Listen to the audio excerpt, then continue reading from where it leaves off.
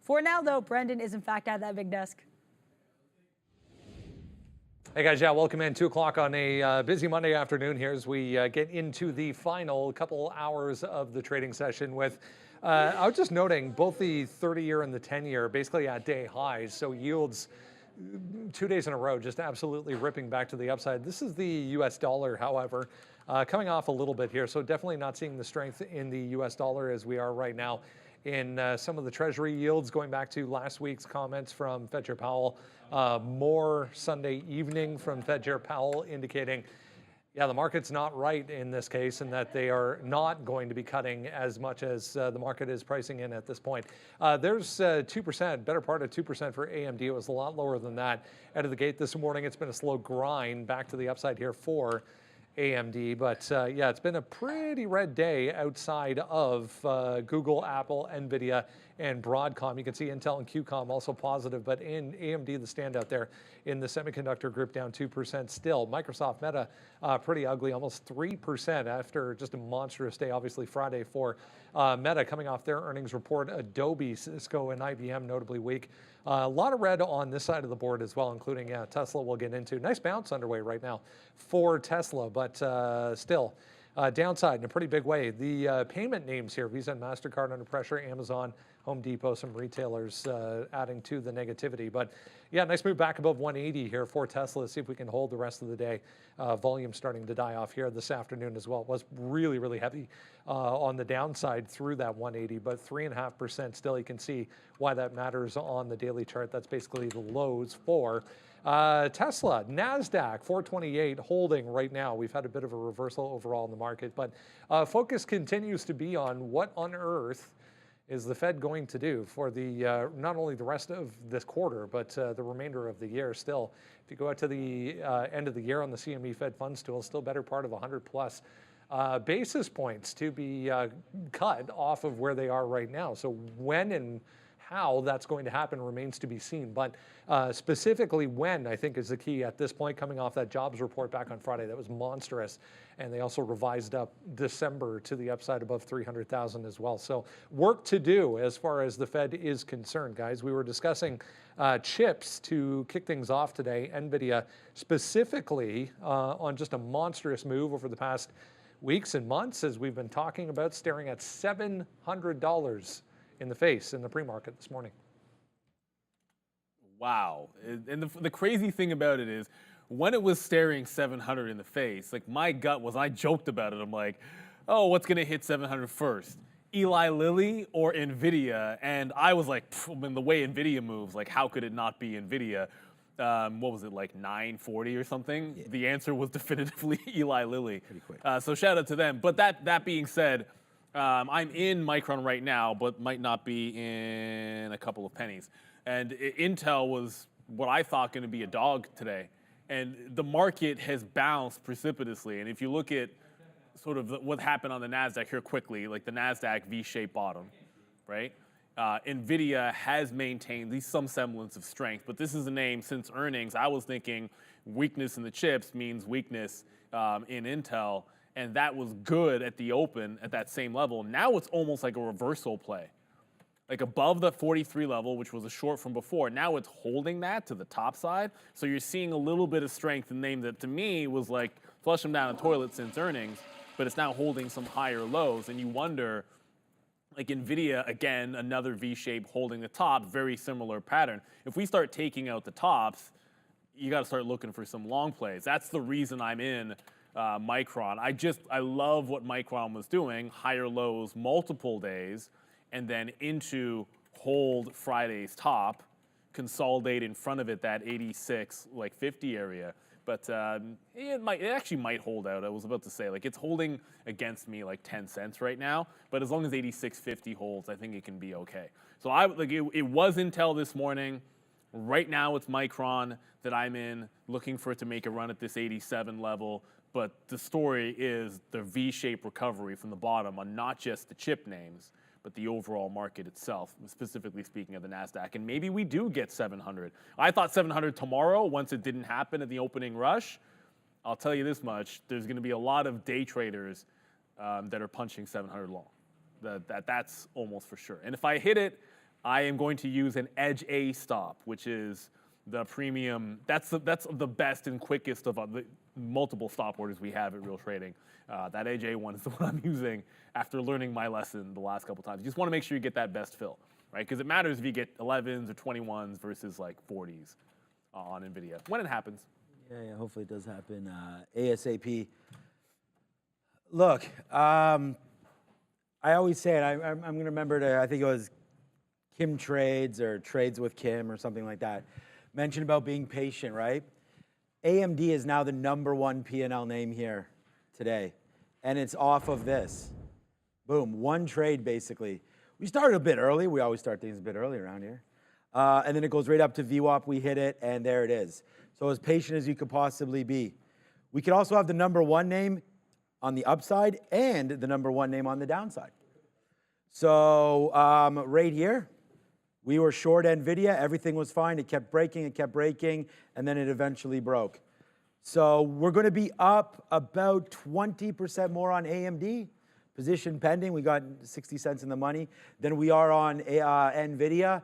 But the #1 P&L name, AMD, the #1 P&L name to the downside, NVIDIA. But AMD is about 20 to 30% higher for me than NVIDIA.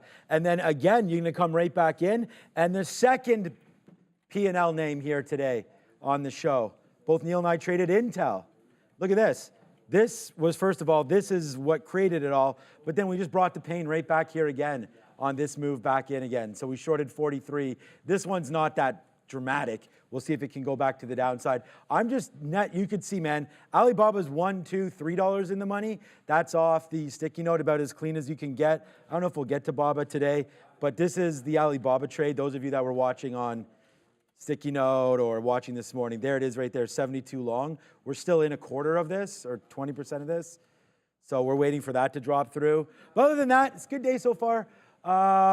Yeah, we can go to the earnings board. Tonight we do have Michael Noss coming through, I think. Anyways, I messaged him. I'm going to find out if he got back to me. I mean, tonight, man, Simon Property Group, one of the better bets that I made during the pandemic. That one, well, there's been lots of good ones, but that was been a great one there.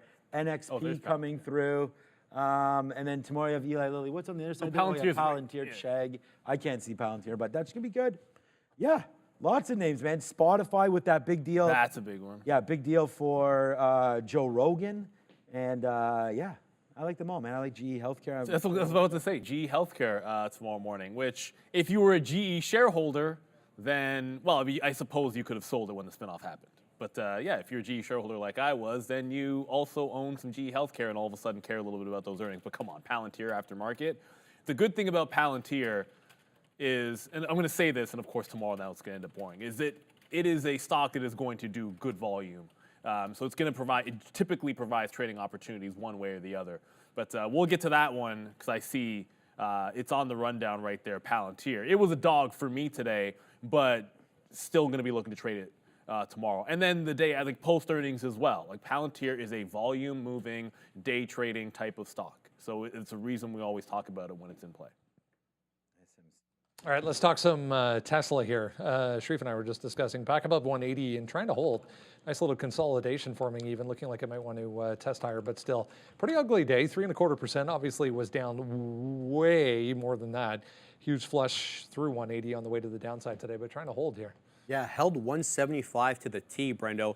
Piper Sandler making a comment about this today, reducing their price target from 295 down to 225, saying essentially that they see the deliveries come in lighter than expected. Projected was 2.18 million. They see about 1.93 delivered in 2024. They also say that their product lineup is aging and as a result may require some price cuts. That could hurt margins. We'll have to see how Tesla does the rest of the week. It was one directional out of the gate. That is for sure this morning, guys. So we were just talking about SMCI, and acknowledge SMCI is up 13%, and we just talked about NVIDIA without getting to them. But as a day trader, the slippage on this versus other $600 stocks, whether you're talking NVIDIA, or you could even talk about like Tesla when it was in that price range, it can be dollars instead of like 20 or 30 cents. So if you risk $1 on Tesla, maybe you're risking $1.25. You put an even dollar level. My experience the couple of times I trade SMCI, and one of the reasons I haven't since, despite the fact that it made money the day I did, was if you're risking $2, $3 on it, you could be risking $4. And it's a little bit different as a day trader. So I just want to throw that out there. It's having a monster day. I mean, there's no question about it. Like anybody that's long this thing, congratulations to you. I had one trade on Tesla, and sometimes, what do we say? Sometimes it be like that. Look, man, I've been bearish on the EV space, so longs off the bottom, I'm generally thinking take the profit against the grain. Tesla 175 in complete and utter hindsight could have been a move it back into 180, but that's not the play I was going for because I was thinking short in the EVs at the jump, and that's where things started out, obviously, but at the end of the day, like I'm still in a piece of Lucid off the short, but Tesla just went so far to the downside. It broke 180. It went to 175. I kind of felt like the trend line here would take us closer to 170 before support, but it did a double bottom at 175, and that was just a scalp trade. It hit it once and scalped just under $1. It hit it a second time, scalped just under $1, and then I said to you guys, once it gets to that 177 area, if it shows me any signs of failure, just jump out. Take that move, and then that'd be fine. Probably even think about shorts, which never really came into play here. But Tesla off the bottom, get in and out like a bandit. Obviously could have held it longer. There's no question about that. But Tesla, what's weird, it's the stock is $8 off the bottom, and it's down 3.5%. To give you an idea how weak Tesla has been, that it can make a rally like that, which is a full, what does that work out to? Just under 5%, and it's like that's insane. And it's still down 3.5%. I'm in some Lucid from the morning, just for everybody. That's still the same trade. I'm just holding on to a piece of it. The last piece of it, as a matter of fact, like the last 5%, as it's been a dog. Short the pops on Lucid has not changed. All right, we're $1 in the money right now on Tesla, but I don't know if it's going to break, man, honestly. I mean, I keep on waiting here for the break.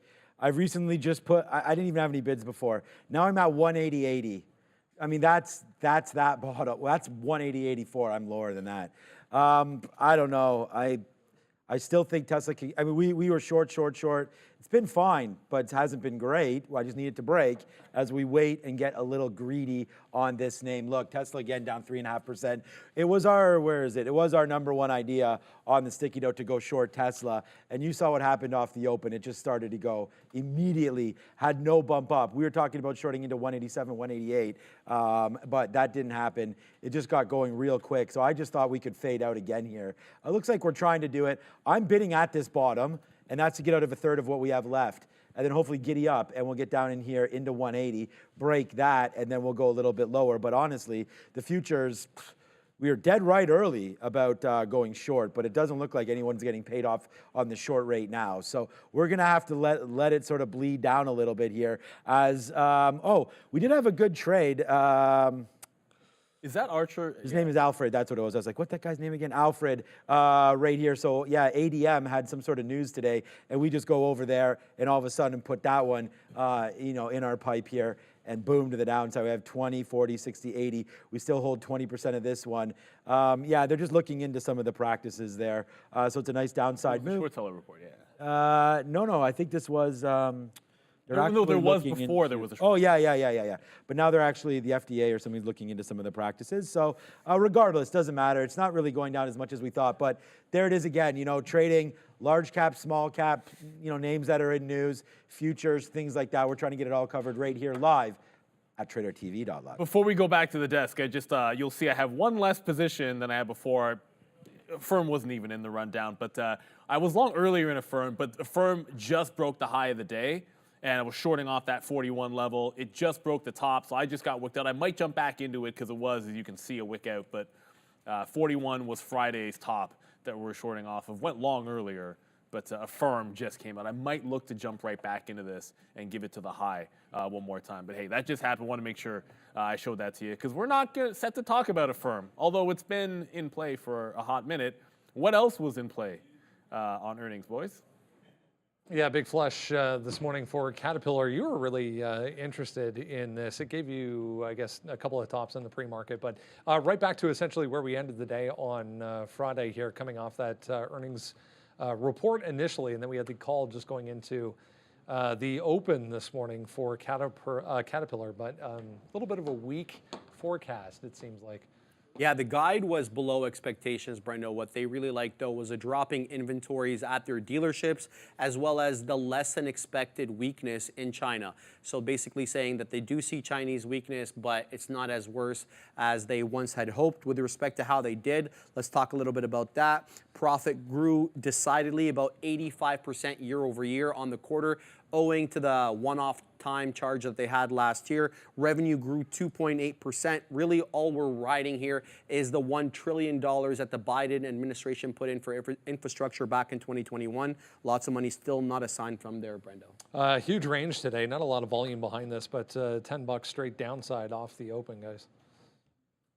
Yeah, I mean, look, we sort of mentioned this on Caterpillar. It was, you know, good company, great company. I own them in my long-term account, but I didn't really see much of a trading strategy for it. That said, when you look at, for anyone that is looking to trade it, it's clearly hammered to the upside. All that happened is it pulled right back into previous close. So as a general trade setup in stocks that we like, that's one, if it happened in a different name, I'd probably want to get involved. Because you pull back into it had previous resistance, previous close, it finds a bit of a level in there, and then it starts bouncing off that 315. So as far as setups go, I do generally like that setup. Just don't like stocks that have spreads that are too big. And here's the key as to why we're talking about why it's not the best day trade necessarily.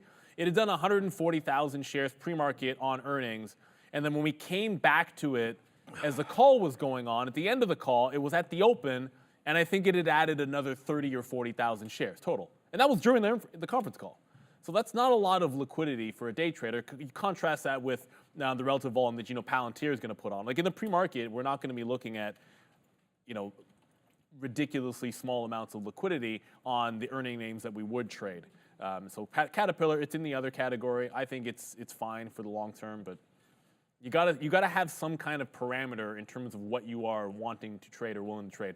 As we were even mentioning about SMCI, which for some people is great, but for others, it's a no-fly zone. Back to the desk. That was good. Caught you off guard. Let's talk about Boeing back downside again today. This morning there was new reports of new issues. Surprise, surprise for Boeing. So it did hold on to 205 when all is said and done. Another one. I mean, it was both directions this morning, but ends up kind of flat on the day. And this is going back to the 737 MAX once again. Reports coming out over the weekend, in fact, suggesting that these delays could be even longer than first thought.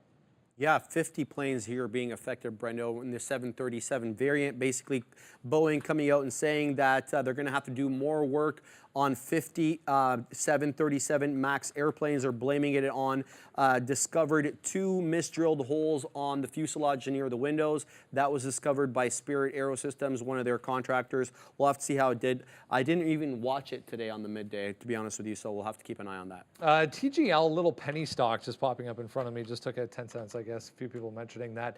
Was just to confirm on that, Archer Daniels, the DOJ, looking into accounting issues, guys, for ADM. Okay.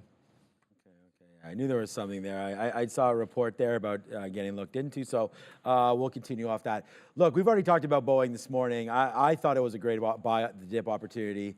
Came into play. I mean, I didn't know a price. We didn't really break it down. I'm just talking about a long-term trade here on Boeing. We've done really, really well on Boeing. It is going to be a stock that I do like to trade. And we probably should have looked at it once it broke VWAP right here. 205. So, it got that garbage out of here and then started to go up back up to the upside. Come on, Tesla. Let's go. But yeah, I don't know. Anyways, that's Boeing. I don't have that much to talk about other than I really like the long against that 175. We just bought some Alibaba in our long-term account, but Boeing as well, like another opportunity to get down here, fine. All right, come on, Tesla, finally. We're now $1 and a bit in the money, so we'll see if we can ride this cocaine bear down into that 180.80 level. We'll see if it can get down into there. as we're making some cash now and some decent cash as we hold on to AMD. That's pushing back in right here to the 200 period. We might as well get some out right now because, hey, we're pretty much cruising right now as this market comes back in. So we'll put something on the bid, see if we can get it. There we go. See if we can get a fill there on AMD. Boom, that's 80 cents in the money. Disney's finally starting to pull down a little bit as well. So we'll take that fill. Man, things are going well right now, but it's Tesla that I'm waiting for to break below this 181. And you know what? All right, I might not wait too much longer. Let's just take that right there. There it is. Now I'm going to cancel my other bid so that I don't get double filled. But we'll just take a fill right there on Tesla for a nice $1.20 or so, or more than that. As we just got, hold on a second, I'll tell you what we got. We got, we got a good price, man. 181.02 right there on the bid. So good trade there, about $1.30 or so on what was left. So yeah, man, that's what that is, and Disney's still making lows. So hopefully Disney will continue. Yeah, everything pretty good over on this side. Meta we're waiting for still. Yeah, I mean, neither one of us were trading Boeing. The only, at least there was a level that I probably would have been a buyer today. We pointed out that 197 to 200. If it dropped under 200, that would have been something, but it just Boeing never got there. I think the dip buy would have been a good one if it went a couple of dollars further. But as you mentioned, Tesla, I am in NEO, I should point this out, because I talk about this as previous support into resistance and vice versa. Friday's bottom, the second that turned into today's lower high, it's 45, short 40, short in here 43. I tried to get 43 halves. I ended up with a 43, so risking a couple of cents, and then looking for the under VWAP fills here on NEO. I'm already holding loose, so that's from a lot earlier, and we'll probably get to SoFi at some point. But yet, you know the last one on that list. It's going to move tonight, but today, you're a dog. You're a fail, Palantir. Yeah, not much to mention as far as headlines are concerned. It was a huge gap this morning to the upside. Very strong after the close on Friday, and pre-market this morning all the way up to 1780 again. But yeah, ouch, straight back down to where we were midday Friday. Nothing really to mention as far as a reason why, but just going into earnings tonight, some profit taking. Yeah, definitely. Make sure to check out the market recap show today for Palantir's earnings. Widely expected amongst analysts that we're going to have about an 18.5% increase in revenue quarter over quarter, Brendo. Should be mentioned here that the consensus amongst analysts is a hold, not a buy, and a price target of around 14.5. It's a little toasty in here this afternoon, so heat has been adjusted, guys. All right. Thanks. Actually, okay, I wasn't going to say anything, but I was starting to feel it as well. But Palantir, as I said, I'm going to slap the fail on it. I came in here looking at the gap up and looking for the patented, okay, previous resistance levels, let's just go for that as support on dip buys, because Palantir will do that. Like, Palantir will gap up, it'll dip, and then sometimes the dip and rip is the way to go. So going into earnings, that was my thought. When it tried to hold off the 1720 level, which is my first level, it bounced a little bit there. I grabbed 28ths. It then broke that 20, so we got out, 8.5 cents lost on Palantir. And then when it got to 17, there really wasn't much of there was no bounce or consolidation, so I didn't end up trying to trade off the 17 level. At that time, I actually went to SoFi, which I'll get to in a quick second here. But Palantir didn't really make a bottom at the level that I was looking for, so you had to jump in and out. You know, at the end of the day, like, sometimes just getting out of the way is like the best you're gonna do. So got out of the way of this one. And tomorrow I fully expect Palantir to still be a very tradable name. Oddly enough, even if it's bad, like, it could go 20% down and then just be right in that monster support level under 14 at 1360. So there's going to be plenty to work with. The 200 period moving average you got to work with as well. And just because I mentioned NEO and I said I went from Palantir into SoFi for the dip buy, SoFi is still doing that dance with the 750 level. There was a break. I was in it when it broke down earlier. It then ended up holding that 750, so I bought the break back above and then the dip back into the 750 level, which I'm sitting in right now. But Palantir will be red, but I think on earnings, you can't ignore it. It's going to be the one to watch in the aftermarket show, the market recap show, no questions asked. There's a big earnings board, but day traders, it's going to be the top of the list. All right. Yeah, thanks to Kirk Brooks and everybody down there. You know, unfortunately, we only got a third of what we had left on Palantir, but that was pretty good timing, man. I mean, you sit there and you watch it bounce off 180, 181 a couple times. I was waiting at one. I told you where I was waiting, 180.80. So I just thought for like 20 or 30 cents, it was like well worth it. All right, you know, I sigh a big sigh of relief here because of the amount of shares. You know, if you're going to trade bigger shares, you have to get out of the way, and that's why you're going to see me trade like sometimes like a maniac. Like I get in and then it goes 10 cents in the money, and then I'm just like, oh my god, and then I get out, and then when it drops, the reason why is for when it drops back down in. I don't have my full position. Now, obviously, when you take some out early, you don't get to enjoy it late. And we talked about getting stopped out, then trying it one more time down here at 1670. So we were very, very patient with it. We were able to get out, and I really haven't looked back. Now, I don't think I'll be trading this the rest of the afternoon. It's just, it's not worth it for me. Into earnings, we'll just hold out, see where it goes. We will be watching it tonight. You can see right here, this is the 20 minutes. Hold on, I got to zoom back out a little bit. What I'm trying to show you is just a 16 bottom. I mean, maybe it looks better on the daily, because this is not loading. But there it is right here on the daily. So you could see, you know, they're going to announce another EBITDA quarter of profitability. Then they're going to get included into the S&P 500. So that's, again, obviously, you know, we've been talking about this. You can probably buy this on dips tomorrow. But let's just wait to see. I don't blame anybody if you're not in Palantir now. It's not looking that healthy, man. It's below the 50-period moving average. I can't stamp a buy on this thing until we see the quarter. I'm already in. I'm lucky enough that I started my journey on Palantir when they were direct listed at $9. And then it went all the way up to 40-something dollars during the pandemic. Obviously, we sold some there, and we've been buying some back. So, you know, my average price is still... We actually got some sub $7 in here. We've been buying some dips. I mean, I think we last bought in around this $14 range. The average price doesn't really matter because, you know, what you're looking for is, you know, nice trades moving forward. So I still think tomorrow you wait. We'll see what it's doing in the pre-market.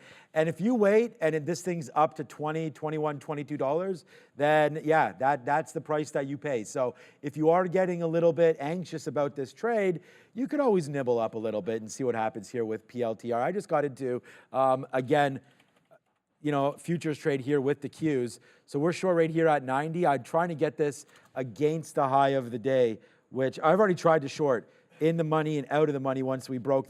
At that point, it's kind of high of the day there, despite its opening range. Now I don't want to mess with it past this 429. So right now we're into the Qs on this move back up. Let's see if we could take profit on the way back down.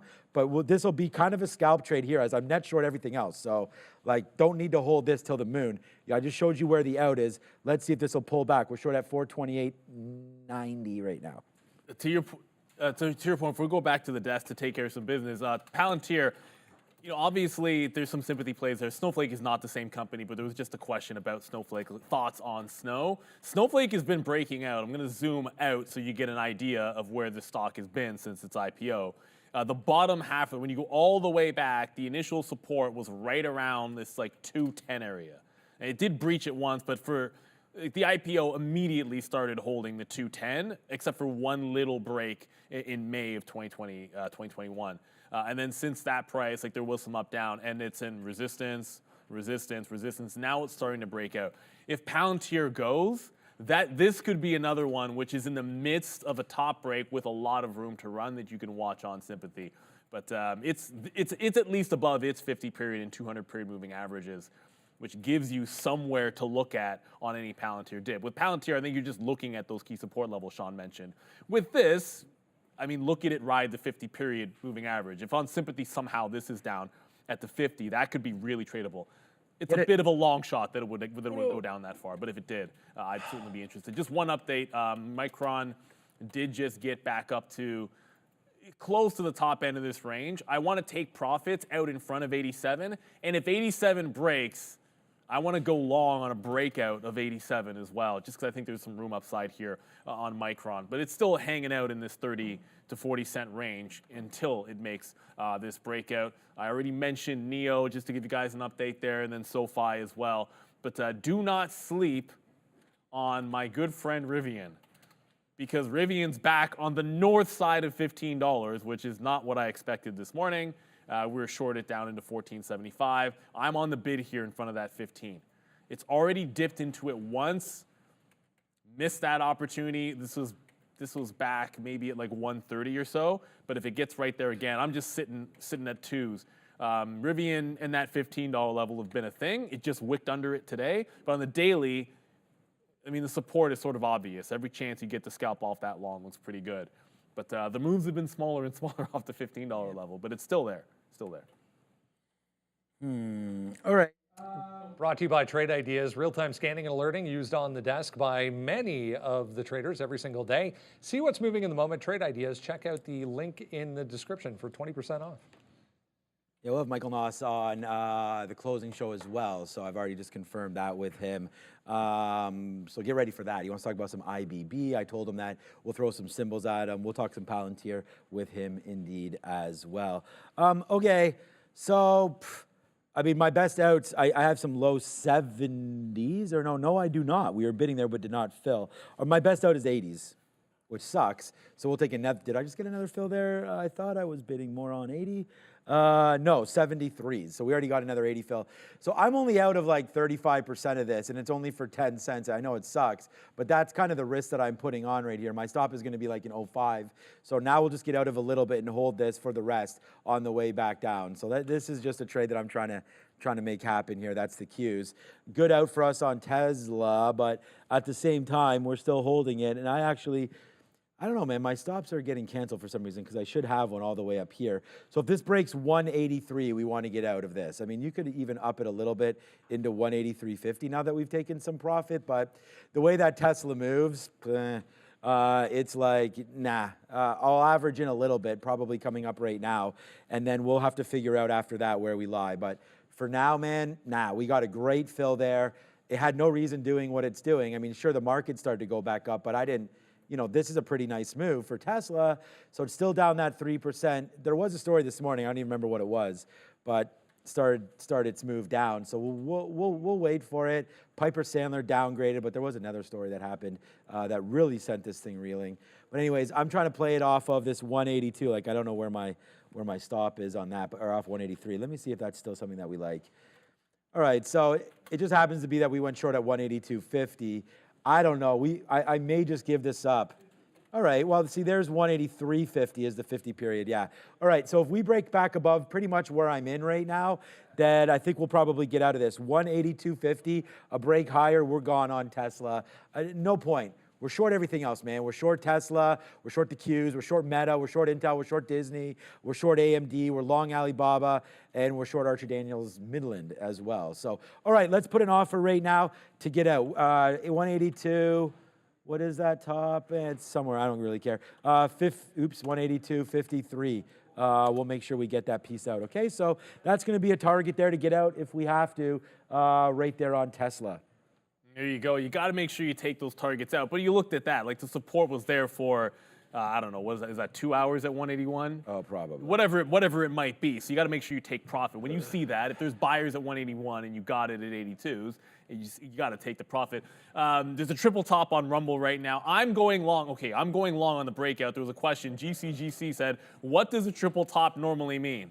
Right. Well, it just means it's a key price level. What you choose to do with it is up to you. Like, you could short off that level the second time maybe. The third time through, the key is higher lows. I was in the dip buy. I got washed out there on that move, and now I'm into the breakout. The key thing here is it's a squeeze type stock. I'd have to double check in a second. Actually, I just put my stop in, so I'm good.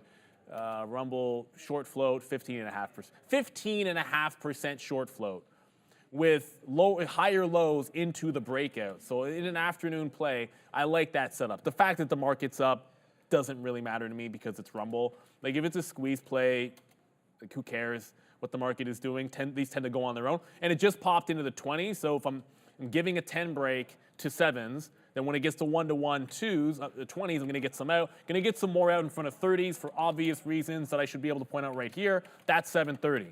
So just as we were speaking, there's your triple top break. The key is the higher lows and consolidation up top. If it was making the entire range back and forth, I might not like the breakout trade. But I've been trading Rumble since last week off the $7 level. So this is not like a one-day thing. I tried the dip buy today. It didn't work. We did have this on Friday as well off the $7 level. I mean, our trades used to show up before, so you'd be able to see that the longs off of 7 into 730 have been working, and then anything you held past that, it kind of just trails you out. So I'm just going to go rinse and repeat that again today. One of these moves is going to sustain through 30s and get to 50s. I'm hoping that it's today and that we don't only ring the register for the move into 30, and then that's it. So once I get a couple of profit targets in there, I'm going to tighten the stop up just underneath 710 and see if this can't actually get to 750 here. Rumble, another day, another attempted push past that $7 level. It's good for a scalp trade, but that continuation to be able to get like a 10% move just hasn't happened yet, being the keyword. All right, so it looks like the Qs want to get back up to the upside there. We were supposed to have stopped out breaking through 429.10 there, which was, oops, that's Tesla, sorry, which was the high of the day, but that order for some reason didn't go. I'm just refreshing all my stuff. I feel like the last couple of days been some order issues, but that's okay. It's going to just cost me 20 more cents or so as we just ripped up pretty good here in. So right now we're going to have to wait. Here it comes. We're going to get out breaking through 25. So the futures were good until they weren't. Well, did I get out of everything? Yes, I did. So we'll end that trade right there. We'll get out of it. We were trying to play it against that high, but then our stop was missed. So we wound up losing about 20 extra cents. But I could have punched out in and around here by the time I realized it. So I was setting up the Tesla out there. And we actually took a little bit more Tesla because I feel better about this than the futures, but the futures are just breaking. The NASDAQ's going to go green right now. So like, you know, bearish in the morning, 100%. But look at this turnaround, man. I mean, wow. Huge move right back into the pre-market highs again goes the futures. But of course, there goes Tesla back down, so that's going to be good. We did reload it, so we're going to have to wait to see if this one wants to fall back down. That's going to be a good trade.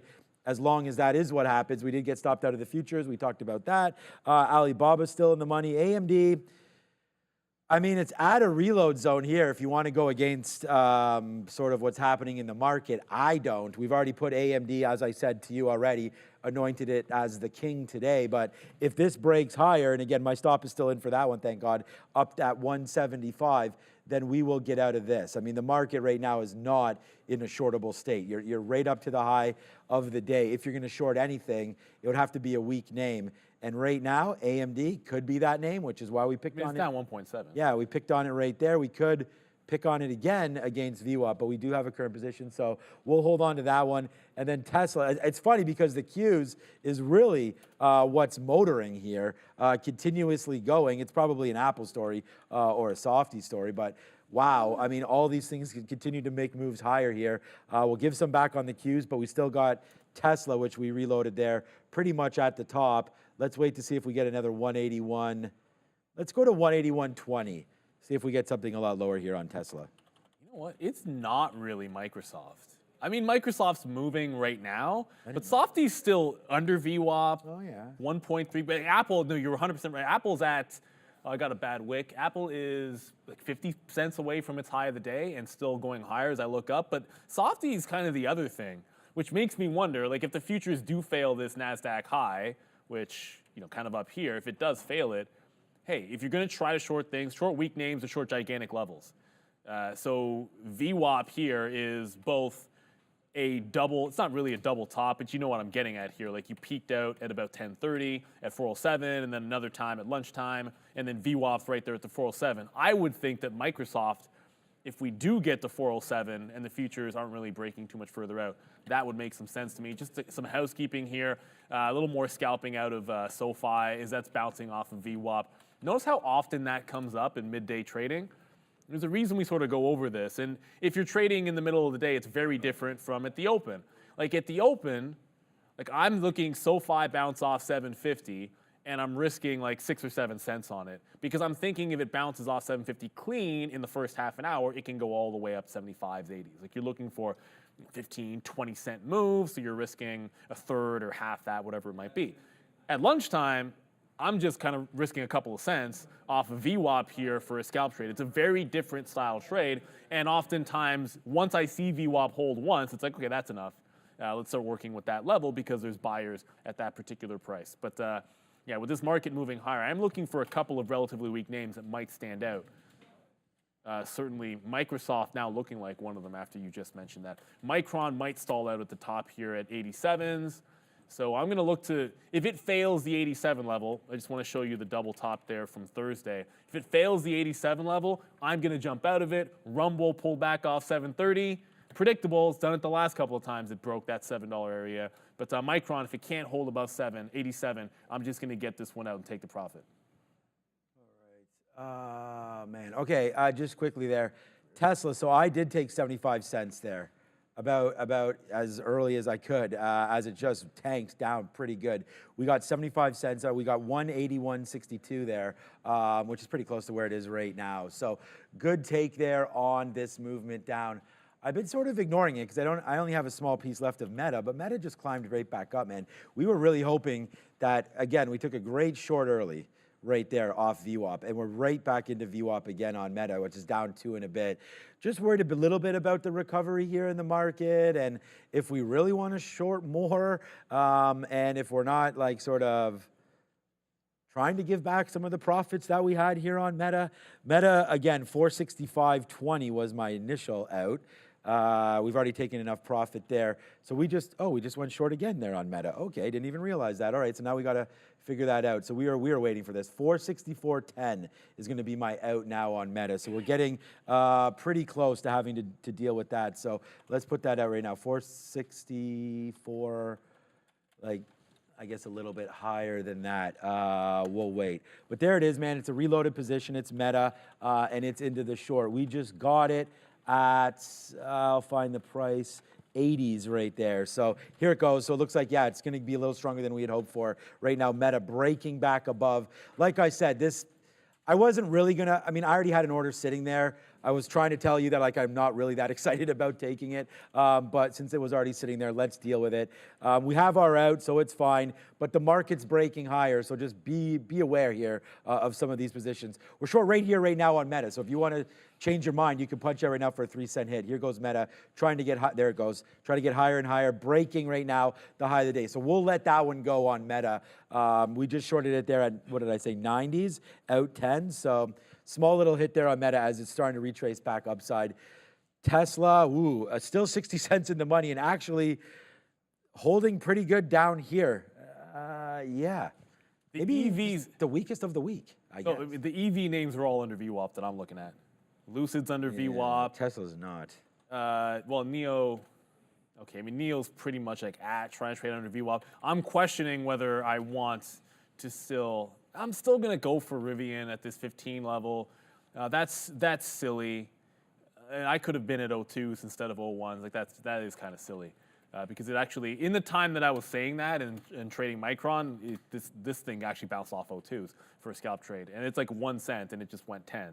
So with risk an extra cent, like the move is there. It's a 10-cent range with a 20-cent range up top if it breaks out. So why not take 2s and 3s? It just goes without saying. I've now got a trail out on Micron. We'll bring the register there as it starts to power to the upside. And the good thing about Micron is, A, it's got room to run. So this could be a continuation play tomorrow. I'm going to zoom out this channel. Oh, wait a minute. There we go. Now it loads the rest of it because I want to, like, the reason for these lines makes a heck of a lot more sense if I show you the last year. But there we go. So higher lows all the way through. $90 is the top of this channel. So Micron, if it's up again tomorrow and continuing to hold above, call it like 86, 86.50, I'll like the longs into 90. For now, I'm trailing it. If it can't hold 87, we just jump out of it. Longest in front of 86.50. So if it gets to 87.5, that's where I want to jam out of this bad boy. Just the last time it was at this price, it failed it after the early morning range. On the 30th of January, SoFi is just a scalp trade. It's about 5 cents in the money, but I was risking 2. Once it makes another push, a couple cents higher, we'll get some out. I'm not thinking this is moving enough to get more than 770 here. So I'm long at 756. If it gets to 770, like that would be fine by me. SoFi down 3.5% on the day. But like everything else, catching a bit of a bid here. That's just how it is. The NASDAQ is not fully through that overnight, pre-market top. Just because you break, well, if you, in the NASDAQ, and we've talked about this before, like if you break by 5 handles, are you really through the level? I should pull it up for you guys so you can show you what I'm looking at here. Like if you break this by a couple of handles, 5 handles, did you really punch through the level? Then you start thinking about back to Friday, which is like 40 points higher. So yes, we wicked that top, but you're not really seeing huge continuation just yet. So relatively strong stocks, great. I think those are fine, but I wouldn't be buying tops on something that has been a weaker name. Let's put it that way. I'd be very careful about trying to go long in weaker names as you're testing the high of the day still, in my estimation. So Tesla's still tank city right now. It's starting to go lower. We just got a nice little reload. This is instantly $1. It's $1 now. So there it is, man. We'll hit the dollar club on that one. I'm still mad about, not mad, but the Qs is still what it is right now. All right, and we have a new position alert. So I'm trying to figure out what the best method of trading here is in the afternoon.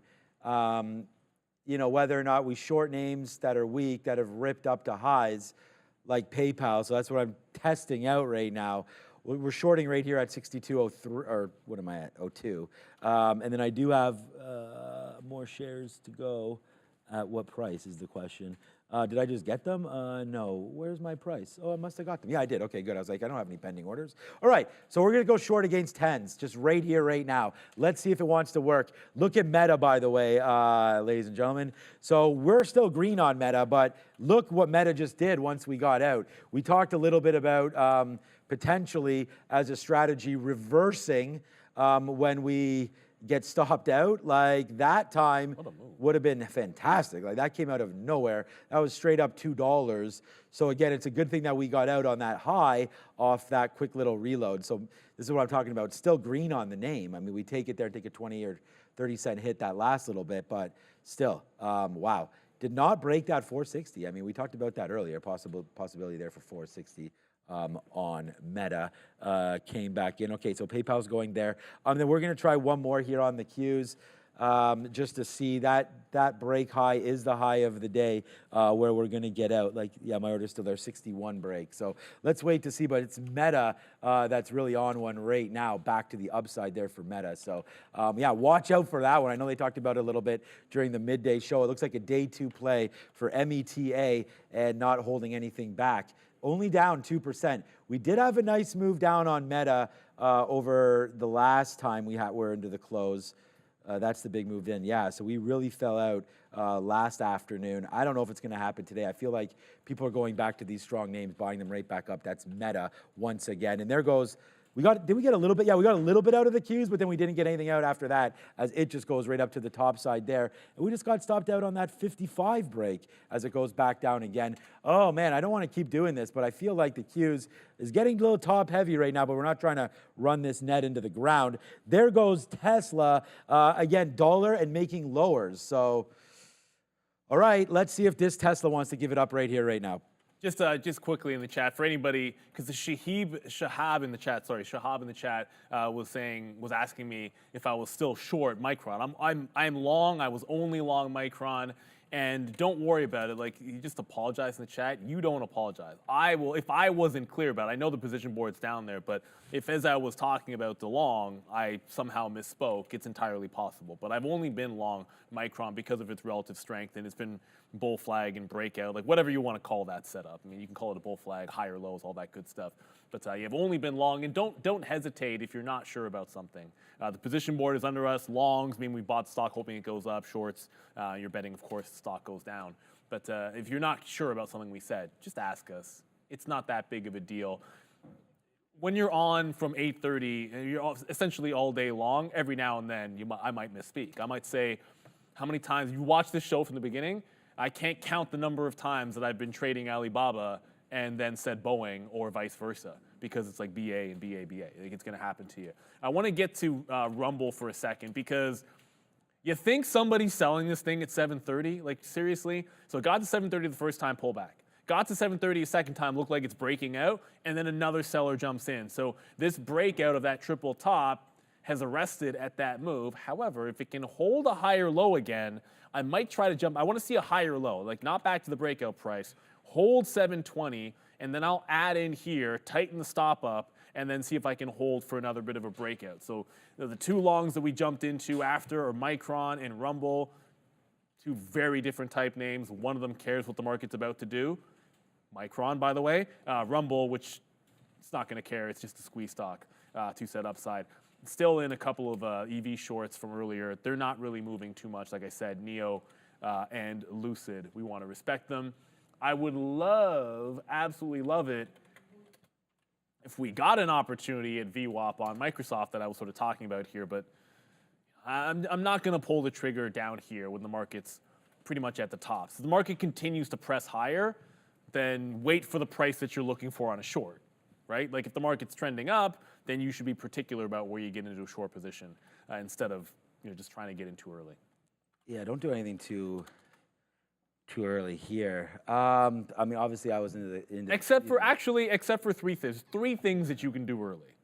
One is tune in the morning, because you can always get with the Breakfast Club and talk to some of the traders that are here before we even go long at 8:30. Two, I missed that, Fabian. No, I'm not going to say they can sleep early. No. Two, you can be the early bird getting the worm on the podcast. I like to listen to it when I'm working, whenever I happen to do cardio. Spoiler alert, I didn't do cardio this weekend, so I had to listen to it on the way in, train in. I had a wild morning.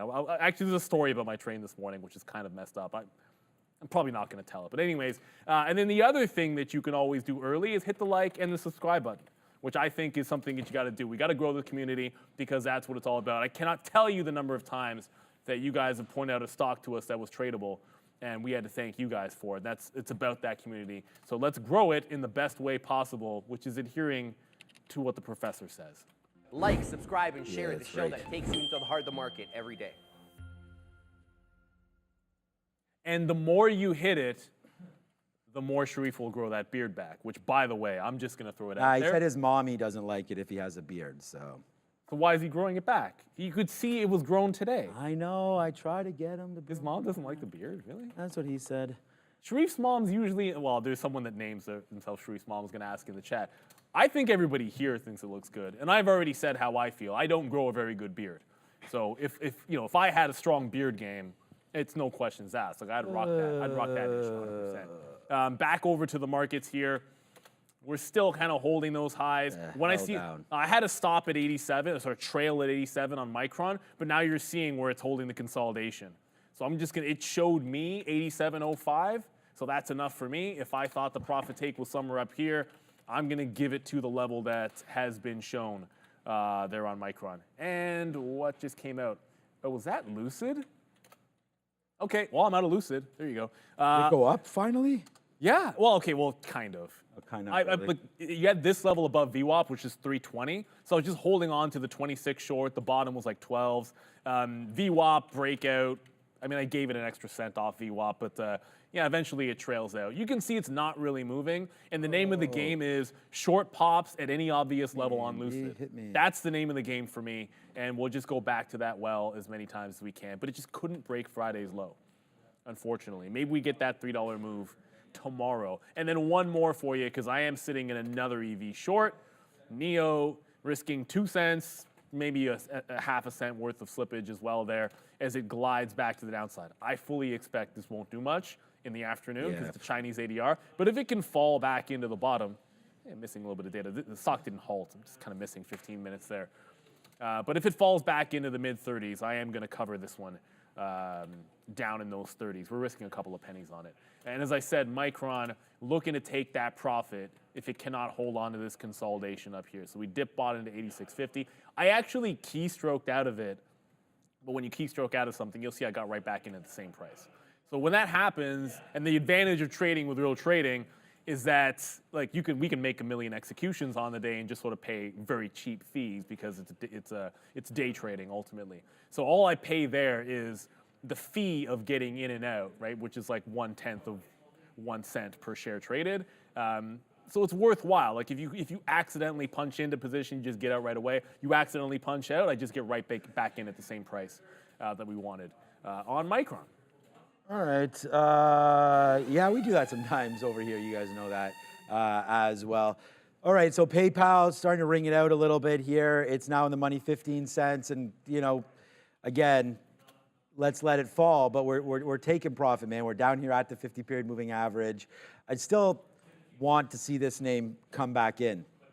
down 0.8. I feel like a retracement to VWAP is somewhat reasonable, but I'm still playing like, I gotta play 50-period retracements. Like generally, if the market's up, this would be a retracement area to potentially go long now. So we've already hit the top, it's back down to the 50. It's a good retracement level, but I'll play the short here on a weaker name than the market and see if it doesn't hold that retracement level and then make the move back in. So just now, my next bid is at 85, which is right where the 200 is.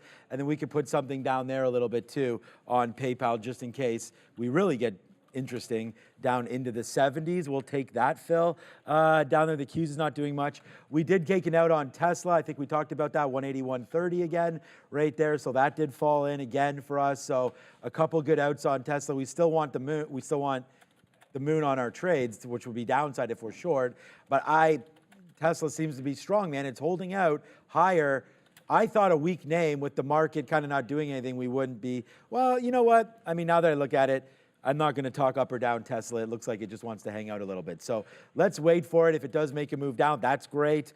Intel's still that. I mean, there's some names I'm not talking about that often because I'm just waiting for everything to happen. Intel, nice break. We'll put a bid down here at O's. We'll see if we get it. It's going to have to break through that. Alibaba is still $3 in the money. This goes from the morning. Just to quickly talk, 74.75 is my out. That's coming in very, very soon. So a break a little bit lower than this. We've already tweeted that out as well. Go follow me on Instagram. Follow all of us on Instagram and on Twitter and YouTube and all that at Tradertv.live, of course. PayPal, Qs, Tesla, Intel, AMD, and then let's go. Archer Daniels right now near the bottom again. So I only have 20% of this left. I was waiting for 53, but we bounced off 53. So I didn't put the bid back in there thinking, again, the logic would be that if we come back in and don't bounce, then we crack. So I was waiting for a lot lower on this. I still think that we can do that. But for right now, I'm just holding on all these shorts, man. PayPal's now, it's only a dime in the money. It was more. We'll wait for that. What happened to my Disney? So Disney got cracked. Disney's still a great stock today. No, it's not at 100. But I still like the Tesla. The Disney long there. Intel just filled, so we just got that bid at 01, so right there at the 200. Disney, again, another top stock here, short. Off the sticky note, we waited, we were patient enough. We saw this high, so we went short ahead of it. Did not break, take the profit back in. So pretty simple. Whoa, something's getting going now. Oh, it's the Qs and PayPal. As here we go, baby. Nice movement down. Let's get something out. I'll bid 35s on the triple Qs. That'll be good. And then here comes Tesla, but here comes PayPal as well. That's a nice little move into the 90s. We'll punch a little up. We'll punch a little bit out and you see what happens. So there we go, a little bit more out, 90s. There it goes. Nice trades. I don't know what just hit. I guess it must have been the Qs and Tesla. Tesla now $1. Qs starting to go down. Intel starting to go down. Everything. AMD trying to crack lower as well now. But, you know, we're hoping for lower, man. 173.60 is my bid on Advanced Micro Devices. And what's crazy about that is AMD just came down. Is in that market move down, I got trailed out of Micron. We took the 50-cent winner. And then I get out on the trail, and it actually bounced off that level. So Micron's still relatively strong. But hey, I said the trail would be 87.05. I was going to move it up from 87, and that's what we do because that's what it's all about. And you have to have a target out. We'll take the profit and run. I'm not looking at any gift horses in the mouth. Shout out to you guys in the chat. I saw like my dad apparently. Wait, what up, Dad? Sharif's beard, and my dad apparently having a bit of a conversation there. You guys don't want me here anymore, Sharif's beard. So now it's got a life of its own. We've had Sharif's mom in the chat. Now my dad's in the chat. And he's not even here to celebrate with us. But the point of the story here for Micron and why I want to bring this up is a lot of times you just set yourself like a target or these are parameters that I want to put the trade on. And when the futures were at that high, if we failed the high, I wanted to make sure to take profit on longs that are following the market. So it'll look like, well, why wouldn't you grab a reload in there? Fair enough. But I just thought this move was starting to peter out on Micron a little bit. And it's not exactly like it's flying like it was in the morning. So that move, we'll take the 50 cents and run. Maybe it sets back up again and we get a little something else. Just to go update what else we have going on. Still on the bid to try and catch a little bit more of NEO because whether it's going down quickly or slowly, these EV names just continue to bleed to the downside. You got to respect it. It is what it is. And if you can't tell a downward trend like this, like I can draw lines there, I can show you that every time it has an up day, it gets into a resistance level and can't get through it. Like it finally has like a nice day here, and it can't really punch through the previous resistance, does the same thing the day after that, then lower high, then you can short these afternoon pops. And that's the name of the game in trading. The trend is your friend, and the trend is gonna try to help you, like lower highs. Like why do we like Lucid today? It's not really that complicated. In terms of a structure trade, I find it was like the first thing I was in this morning. Is it any more simple than this? This is the afternoon high on Friday. This is the bottom. It's trending down.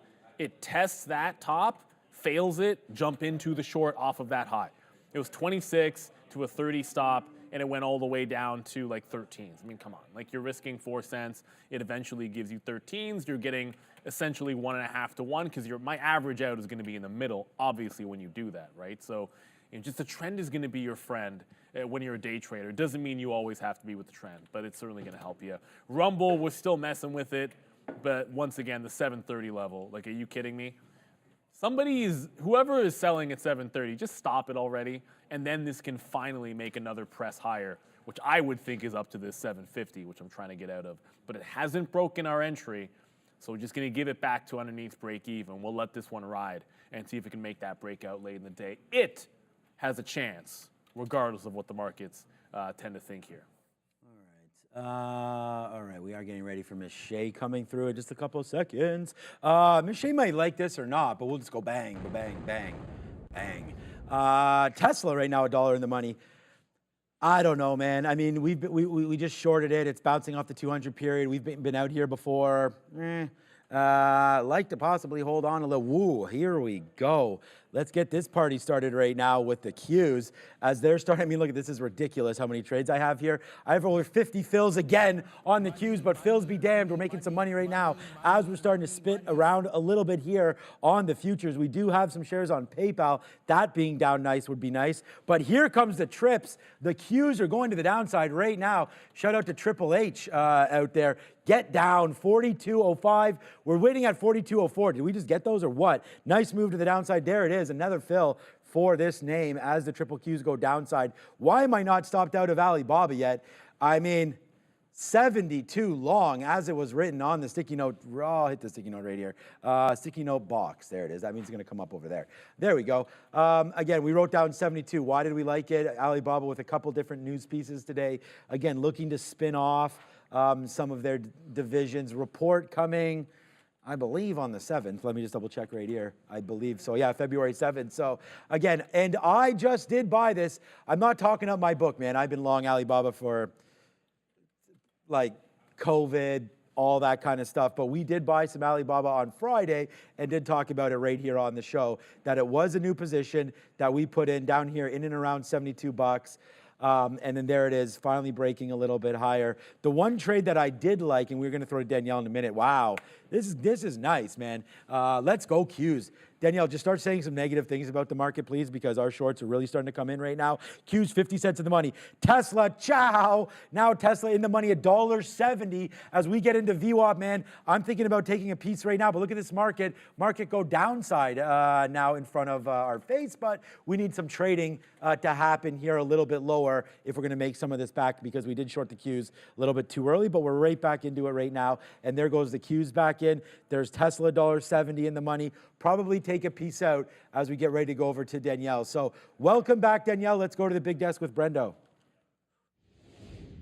It is Monday. There she is, Danielle Shea, VP of Options over at Simpler Trading. I just caught you with your Pixel phone, Danielle Shea, taking a picture of what was on screen. No, that's great.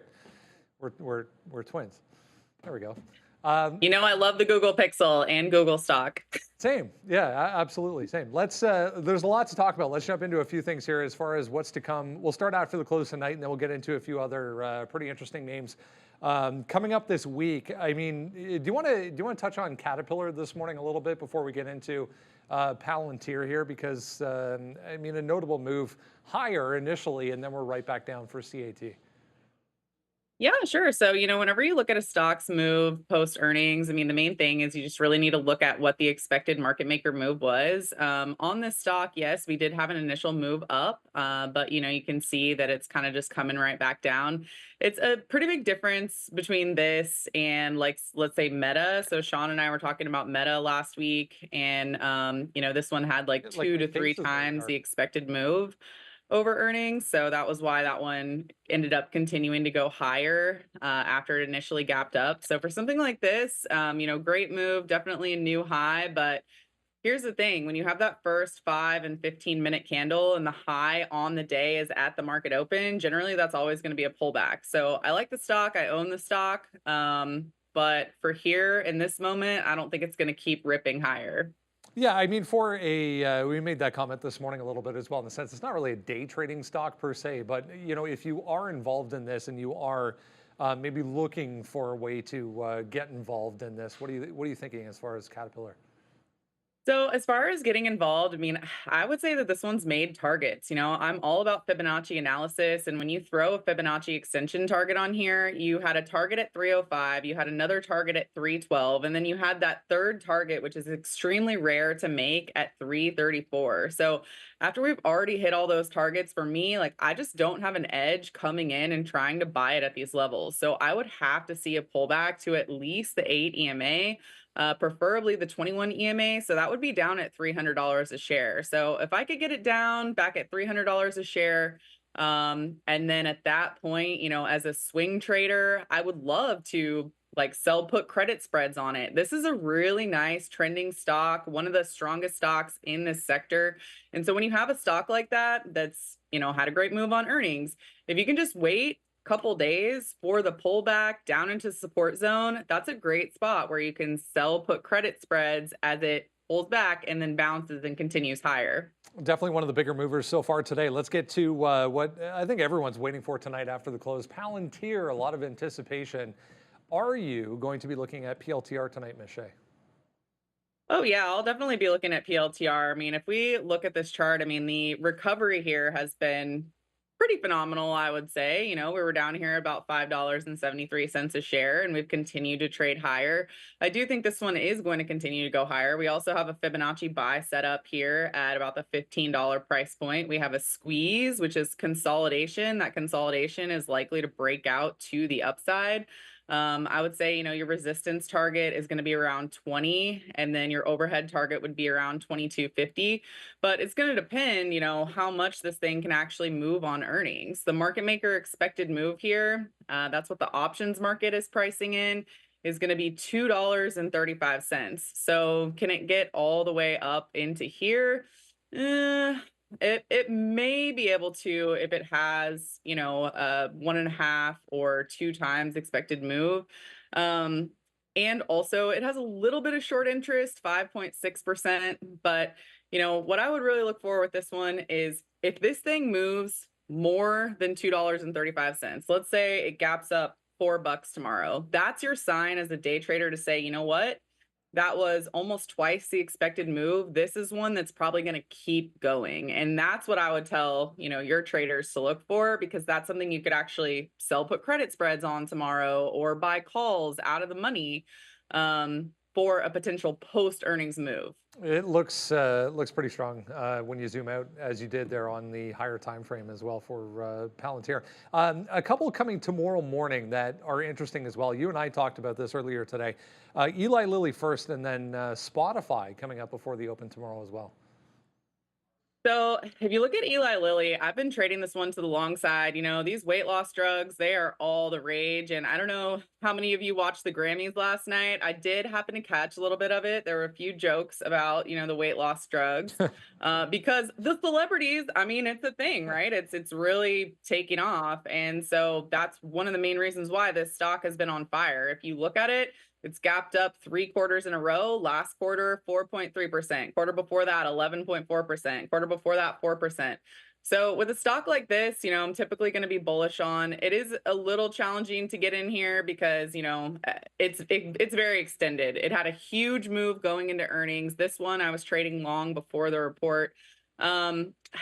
it has a $41 expected move. So I think I might make a little bit of a bullish trade here. That's really crazy. I don't recommend you following me on that because there's no edge up at these levels, but it's kind of a lotto thing for me. So I might make a little bit of a lotto trade up into 750. But again, I tell your members, you have a $41 expected move. If this thing is up $60 tomorrow, if it's up $80 tomorrow, that would be a moment in time where you can say, this was a fire move, and let's see if we can day trade it to the upside. It's, coming off what happened with Meta on Friday, you would look at Eli Lilly typically and think, no chance that happens, but different times, as you say, but a little bit higher risk, to say the least. A couple other ones that are interesting here. I want to get to Snapchat and I want to get to Alibaba, but quickly, thoughts on Spotify as well coming up tomorrow.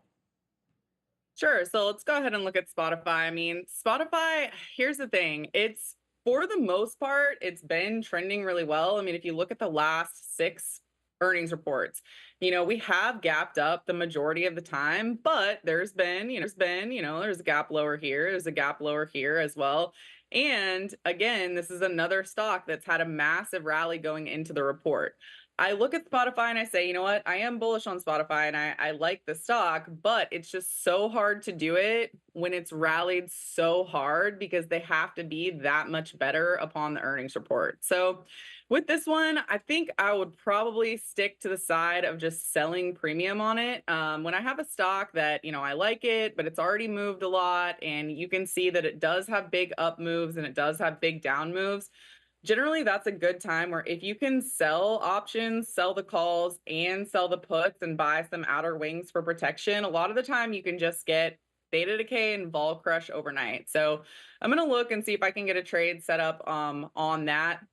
Cautiously bullish, but be careful because it's extended. I was interested in last week they announced that renewal of Joe Rogan's contract and could be worth as much as $250 million this time. So it seems like they're handing out these podcast contracts like one a week at this point. So that'll be an interesting one coming up. Snapchat or Alibaba, which one are you liking this week? Here's the thing about Snapchat, and I can go over both of them real quick. Sure. The thing about Snapchat is this one was so easy to short for a long time, right? It was obvious, like it would tank every quarter. But then what happened was the trend shifted. So last quarter, we had a 6.8% gap up. They actually made money, which was shocking. And now here's the thing, you have this nice bullish pattern. So I hate it when I'm looking at something and it's like, hate Snapchat. How can I seriously tell anyone that it could be a long? But the technical pattern right here, plus the short float, it has 9% short float and it's right near these highs. It has a $3.33 expected move. So here's the thing. I don't really want to go long Snapchat, but if it moves $3, it's going to make a new recent high and it's going to have a short squeeze. And the likelihood of it doing that's pretty good. So I'd watch this one for a short squeeze tomorrow. And then these Chinese names across the board have been so weak over the past few months. More downside potential here for Alibaba. Yeah, I agree with you. I do think that there's more downside potential here. I will tell the traders when I see that it's had a few quarters where it has gapped up, generally what I like to do is short it after the report because, with something like this, it has so much overhead resistance. It's in a weak area of the market, but it has had a few positive reactions. So what I like to do is I like to look, where are my resistance zones? I've got a resistance zone right here about $80 and another one at $84. It has a $4 expected move and you're trading right around 75.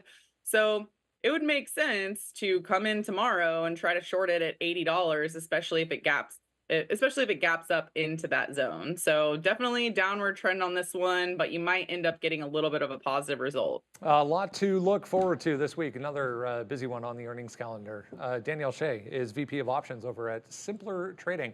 At Trader Danielle, it's on the bottom of the screen there. Go follow her on X as well. Have a great week, Ms. Shea. We'll speak soon. Thank you.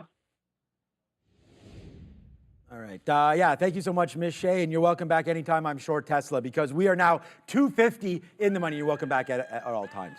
Yeah, she comes back Thursday on the recap show, but there's Tesla 250 in the money. There's the Qs, $1 and change in the money. I've just been putting in the chat. We're at the highest spot we've been at all day right now. As there goes the NASDAQ, there goes PayPal to the downside. We gave this trade to you at least, right? There's one trade we gave to you. How does that look right now for PayPal? Here's another trade we talked about, obviously. This is since 2 o'clock.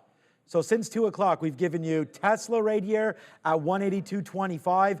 That just went $3 in the money. PayPal, what did we lose on? We've lost on the Qs, but lost on the Qs. I mean, look at this move. This move is falling in, baby. So there it is right now. Hopefully you're still here, man. It's been a big, big afternoon as there goes Intel to the downside as well. Yeah, we stayed short and pay dirt. Needless to say right now, as we'll punch a little bit more out there on Intel. But yeah, man, so far so good here. Thank you, Ms. Danielle Shea. Always the best and the brightest guests on our show, man. PayPal, 40 cents to the money. Q's $1.50. Tesla, $2.50. Archer Daniels Midland, 45 cents. AMD, how about that AMD? Give your couple slaps right here. AMD, $1.70 in the money. That's it, man. We're going to sit back, relax, pass it over to Neil, and we're just going to let this market fall back down. Hopefully I can get hands off the wheel right now. Guide us in, futures. Guide us in. That's what it's all about. I mean, I love it. Here's the thing. We showed you make money long, make money short. I had 2 long trades. I'm out of them because the market turned around. Sean was looking shorts off those tops. You got to just pick your poison. Relatively strong stocks go long, find resistance levels in the markets at the high, go short. I was like, do not go long a weak stock as the market's testing that high. But I did trail out of Rumble. That was the last thing we're in. Just didn't want this going back underneath break even. Maybe it makes a secondary push, but I'd rather see things calm down a little bit. So that's 730. That's as far as it went. Micron, maybe not the perfect out because clearly could have had 10, 15 cents better, but now it's sort of pulled back. I still think this is an upward channel. It could easily get down to 86.60, maybe call it 86.50 again where we had that other long, and we go back to that price. But the futures are not just pulling back off those highs, they're trying to break the lunchtime support level as well. So if you bounce there, if we bounce here, I'd look for a re-entry into strong stock, maybe like a Micron, relatively speaking, but I wouldn't be shorting down at that price. You know, so sort of the same way we were before, make the decision when warranted. I was looking for a couple of breakout longs and continuation longs. They worked out, but do not need to rush into anything buying these dips. Allow this to come back down into the price that we want to grab.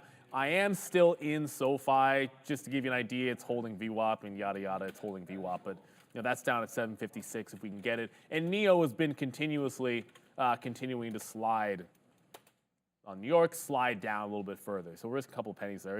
It's getting down toward that low, but as a Chinese ADR, you don't expect those to move very much here in the afternoon.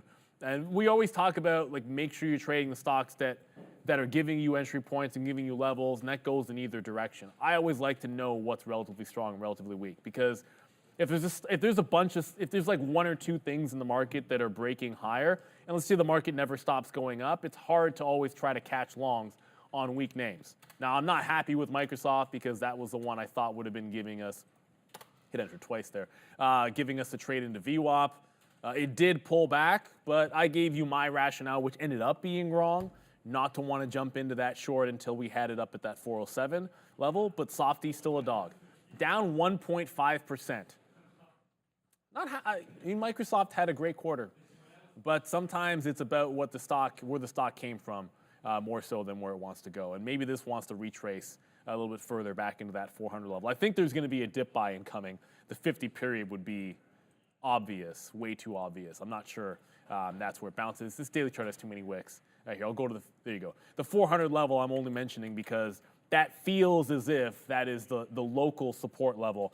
And I think we have now a chance to see that tomorrow, the way Softy is trading to said downside. That's a strong stock usually. I hate to say that about Microsoft, but it's showing it to you.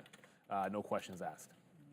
NXPI, Palantir. I'm just getting the board ready for tonight. NXPI, of course, another semi-name. Disney moving around. We just took another piece out on. The market seems to be bouncing a little bit here. So, all right. We'll just continue to watch it. Like I said, hands off, man. Take the wheel. So we got out there. We only now do have, whatever. I didn't have too many shares. Well, that's all relative. But, yeah, PayPal, I don't even know how many shares we had. I don't have too many left. But probably about 15% left, maybe. Most of the outs, again, I talk about this. When we pull back into the 50 period, that's generally a good sign of where I'm trying to get out of about half. Then we did a lot of damage down there at the 200. Then the fact that we went to VWAP, some of these trades just came in pretty quickly, and then we just exited out. Like PayPal, you know, like I said, it's going to be another top name here just based on this. Tesla, 250 in the money. I want this one to fall in. Like if the market, we only have, again, out of this one, 20, 40, sorry, there's the fill, 20, 40, 60, 80. So we only have 20% left on Tesla as well as that's trying to make a move back in. And just looking for more names. Disney just showed up for some reason. Okay, well, that's why. Disney just fell all the way back in, then just wicked VWAP right there. I still like Disney, man. I mean, I want to wait. I want to wait for earnings, which I believe are this week. So let's go. That's Feb. Wow, Feb 7th is like Murderer's Row again. All these names coming on Feb 7th. As the market trying to bounce a little bit lower right now. Like we're in a good mood. Like we're in a much better mood now than we were like 10 minutes ago. As we went all the way back, we went like top to bottom right there. Not top to bottom as in that, but just like we were red.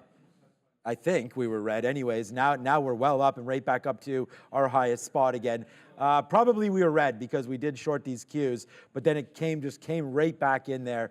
I did notice this bid right there. That's about $1, $2 almost.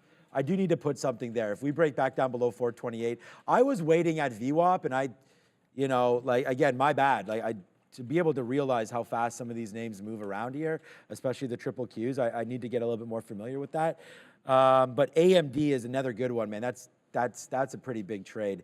And again, to get out right there at the bottom, I didn't even realize I had a bid there, but it just came screaming in. And now we'll look to see what else we could do. See, like maybe put a bid there, 173 and get out, but why not test the bottom of the day again?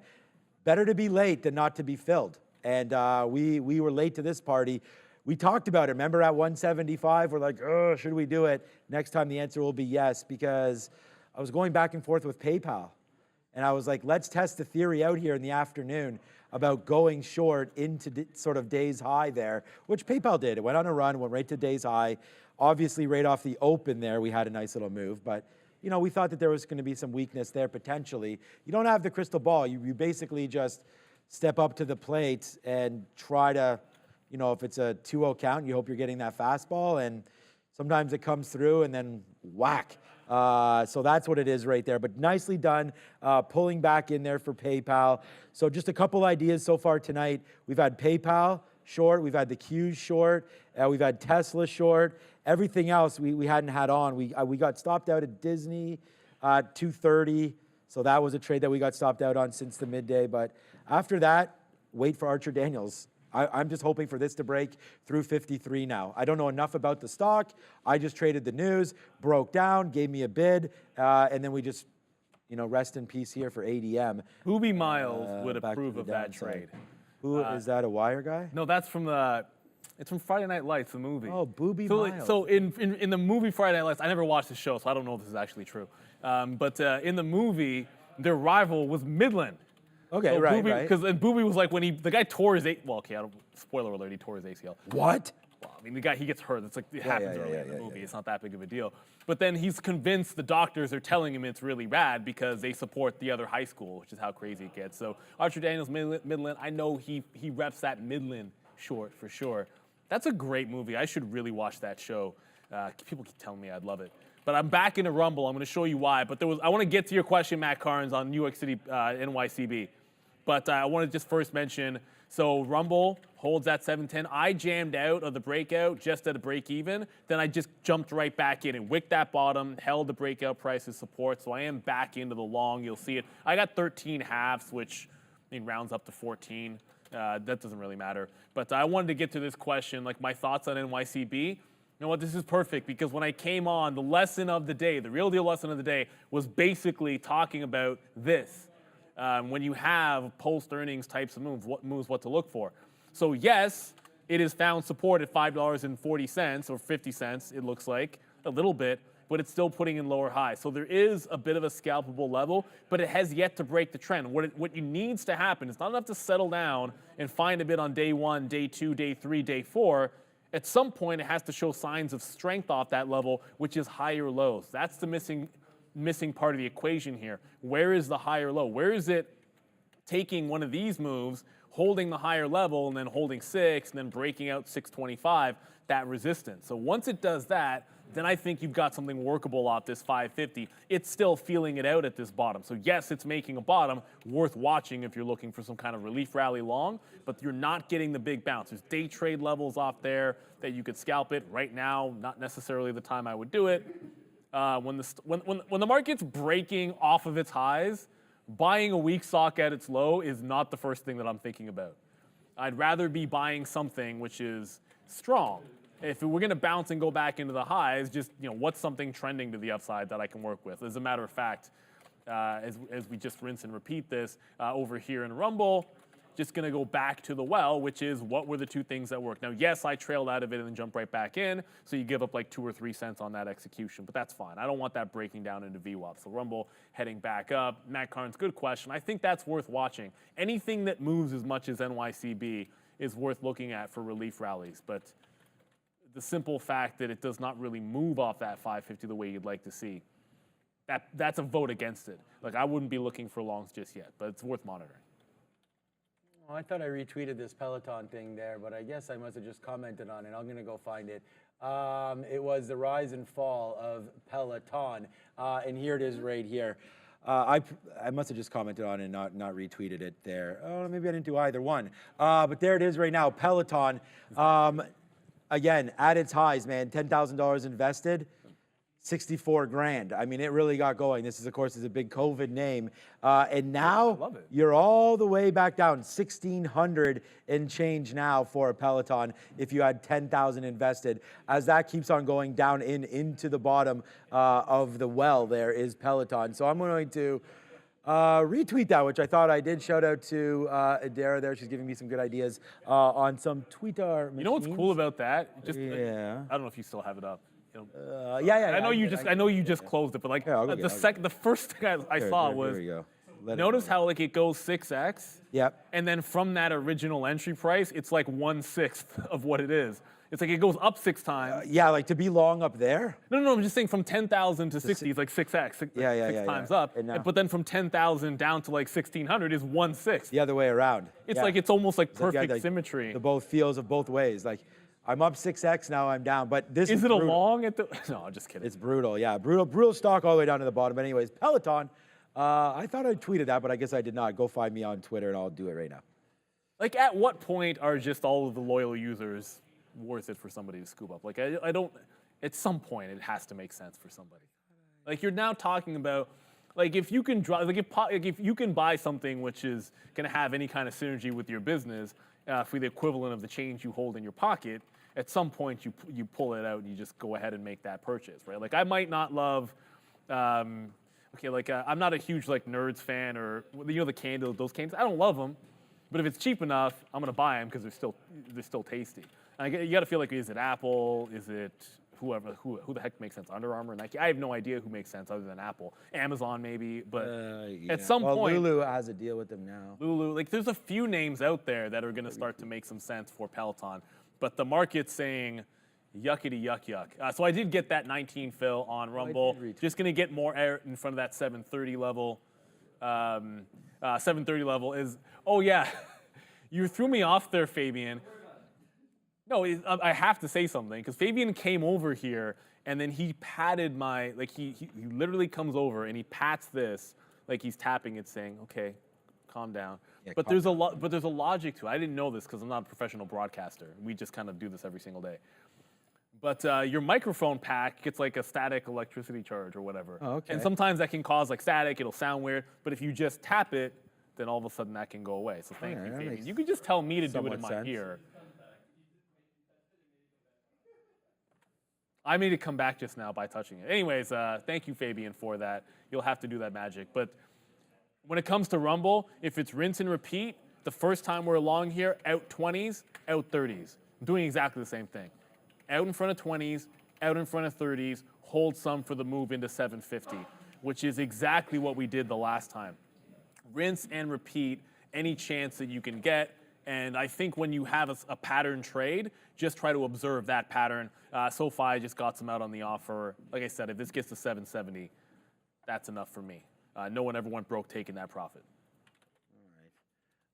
Just talking about content for tonight with Mr. Michael Noss. So I'm going to throw some ideas at him. We'll talk about Palantir earnings. We'll talk about, I want to talk about some Bitcoin with him as well, because Bitcoin right now today down to 42,396 and still trying to go lower here, which is not good for BTC. We've already talked about the demise of Coinbase a long time ago, and good thing we got out of that name. But here it is, man. This is BTC right now, starting to break a little bit lower. You got to watch out for that bottom of 43. Sorry, we already broke 43. That's 42.3 right now for Bitcoin, trying to get in to those levels right now on Binance. And there it is, a nice move back in. Watch out. That's the bottom of the day. We made that at about this morning. So again, this is a 15-minute chart. So watch out for this. 42.3 basically trying to hold out right now on BTC. So if you're watching Coinbase, Mara, Hut 8, like any of those kind of names, Riot is a riot to trade. That's another one that you guys could look at as well. Coinbase making a move back up. So there's that bottom again, right? 17 and change. So if you're going to watch Coinbase, you better watch some BTC as well. Bouncing off that bottom, 16.8. 1685 right there for Coinbase. And then you could see, man, we're really breaking lower. Like, oh, you could have even, if you missed that short up there, you could have even shorted it again at 138, 140 for Coinbase. That 70 level looks pretty good. I mean, it doesn't have to get back down there. But on the $70? Yeah. Yeah. I mean, wow. look at it. You see it under the moving average. Like, my assumption is tripled a squeeze type name when it's breaking levels like that. It's like, okay, well, strong stocks rise to the next level. What is this? Weak stocks fall to the next level. But I wanted to quickly plug, because and you mentioned if you're trading Riot or Mara. Look, if you're with Real Trading, and this goes for everybody, by the way, you know, for everyone that we always talk about Day Trade of the World in the past, the rebrand is to Real Trading, and you're going to hear a lot more about that in the future, and we'll get into it. And you can definitely check out the website, realtrading.com. But we got Bitcoin now. Yeah. So if you are here Real Trading, on that. You can just pull up your BTC USD right now at any time and sort of watch that way, which is now what I do. Like, I have... No, nobody else can do that. What? Oh, never mind. Okay, so we're beta testing it. That's right. We are beta testing it. Or alpha. Well, yeah. I'm not sure what level of testing this is. Well, but again, it is now in the platform. It's a matter of time before it rolls out, because I haven't seen any issues with it. Like, the quotes have been steady, as you can see. I don't know why I'm showing both my... What the heck? Okay, I have both up there. I have my black chart in this one. But you can see the quote moves just fine. It's tracking in real time. I've looked at it against other sources, and it's been absolutely fine. So I think it's pretty cool. Unfortunately, follow Marshawn. No, Real Trading is not in the U.S. I know we get that question a lot. That has not changed. But one of these days, man, it would be nice. But again, it's not there just yet. So still hold on to Rumble. There's been opportunities short. There's been opportunities long. I'm looking one way. Sean's looking the other. The best part about day trading is it doesn't matter. If the futures want to play this game, like this is the local bottom and that's the local top, well, there's going to be longs one way and there's going to be shorts the other, and vice versa, and Bob's your uncle, and any other pun or whatever you want to throw out there. That's going to be the name of the game. Adam DeLoes, hopefully one day in the UK. Oh, no, the Real Trading's in the UK. I can confirm. There's offices. I don't know if they're still open. I don't want to speak for any other offices. There's offices worldwide. The UK absolutely operate there. Yeah, the only countries not operable, and no chance really in the future at all would be the United States, Russia, and Ukraine right now. Those are for sure 3 nations that Real Trading is not operable in. So, and there are no plans. Unfortunately, just everyone in the States, you're going to have to find someone else to trade with, but that's fine. We're still here right now. There's lots and lots of potential here. You can follow us. I mean, our platform is just built by traders for traders, Real Trading. And again, Neil just did that sort of promo, so we're going to go back to trading right now. But thanks for everybody talking about it, that's for sure. All right, Intel, again, let's just go with this one. Awesome. I really feel like Intel and Affirm have become, it used to be Softy, and Softy's just getting expensive now, so we'll pick on some of these other stocks. We'll still trade Softy, I still love it. Haven't even looked at it today. But honestly, man, Intel has been back to back to back. Like, it's been on the sticky note now for a very, very long while. This short 43 again today, one of the top names, despite not huge moves. It's about having confidence, and Adair talks about this on the midday as well. If I'm gonna short 43, I'm gonna short 43. So when it works out, you know that we're spinning this. So when it doesn't work out, we're doing this. And, it's just lately, it's been working out. So that's the good point about that. And Intel has been flushing down to the downside. I am now almost out of this name, like very, very small piece. We should have, and again, I don't think we did anything wrong with Tesla whatsoever. It's just, remember, when you're scalping like this, and when you're a guy like me that has over 250 fills today, it bothers you when you don't catch them all. So just like Pikachu, I choose you, Tesla, and I choose you to fall further. So we're waiting for this 179 break. Hopefully it comes back into this one. We've already captured out at the 50, out as it breaks through the 200, out at past support right here at 181, out at VWAP at 180. This short is 182.30. That's $2 there. We did have 250. We talked about that, and thank Danielle Shea for coming on because Tesla just spit down. Not that she said anything about it, but there it is, 179.40. That was the ultimate bottom. We'll cross our fingers and hoping that can come back in again for us. But right now, it is not looking like it. The Qs, we already talked about that again, man. We did not make any money on this name as it came back to the upside. And then we just emptied our clip as much as we could for getting some profit back as we get into the 20s. Then we hit the 50-period moving average at O's. You can see my price. We're short at 53s. So we take about 20 or 30 cents. Then we take 50 cents a bunch of times. Then we're lucky enough for this to fall right there. That's $1. Then it falls even more. We take about $1.20 or so into that support. And then honestly, we're waiting for VWAP, so hopefully it will crank a little bit more. And then PayPal, the damage on this one, honestly, this was alert, alert, alert, because we brought this one, to the attention. We talked about why we liked it. We took it twice, and damage done there on PayPal. So yeah, good day, obviously, as I don't know, I don't want to say we'll finish green, but unless something tragic happens right now. Out of all the stocks that we've been showing you here today, they'll add them all up, and unfortunately you can't do that. We have over 280 fills, but add them all up, they'll be green. And I told you what the best stocks for me were. AMD, Disney, Alibaba came out, by the way, for $3 right there. Unfortunately, it hits the bottom, we get out. Intel was a big one. The negative ones for me today, NVIDIA, negative, unfortunately. That kind of sucks, but we put the damage back on AMD, so chips up. AMD, Palantir down, and I told you we were going to rock with the Qs right now as well, holding this position, but down on them temporarily and probably for the rest of the day. But hey, man, good day is a good day. Looking to make a couple more trades here. That's the key. I mean, a good day is a good day. I'm not going to lie. My day started with a delayed train. It happens to you every now and then, but this Monday is shaping up to be a good one. It's going to be an exciting week. Everyone gets so... Look, last week in earnings, there's no question. It's the Super Bowl of earnings, I think, is what a lot of people have been calling it. And sometimes you see that happen, you're like, oh, there's nothing there. But if you're a trader, let's be real. Palantir, Alibaba, there was something else. Oh, what was the other one on Thursday? It was there's so many, man. There's Disney. We're talking about highly tradable names, and that's what it works out to for a trader. Another highly tradable name that, believe it or not, I didn't realize we're up 16% on DWAC today. I knew it had a move this morning. There's nothing new here that I'm aware of, but it just broke out the 46 level to the upside. And it is continuing this trend. I just showed you the daily chart, which the last time was above 50. It got all the way to like $62. So there's still some room.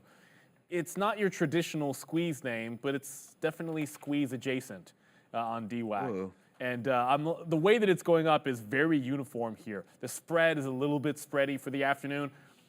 Oh, it's 340 already? Oh, okay. I was about to say, look for like the pullback into previous tops or like this higher low at 46.5.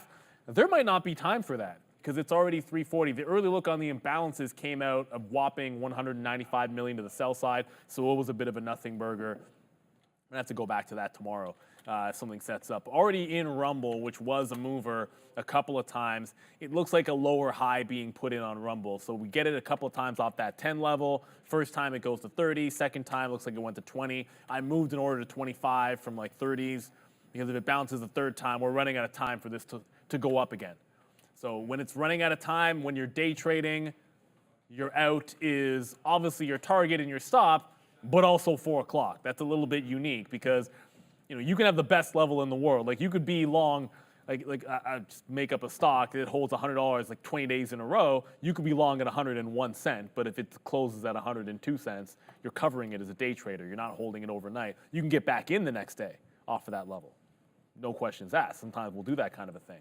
But I will be out of this, A, if it breaks this local bottom at 708. But B, I'm going to get out in front of this high of the day. Want to make sure we take that profit. NEO just sort of continues to very slowly slide to the downside. I'm going to get back on the bid because the local bottom has been 36.37. So that's where I should be getting out. Shout out to T-Daddy there. Yeah, don't worry about trying to gift me points.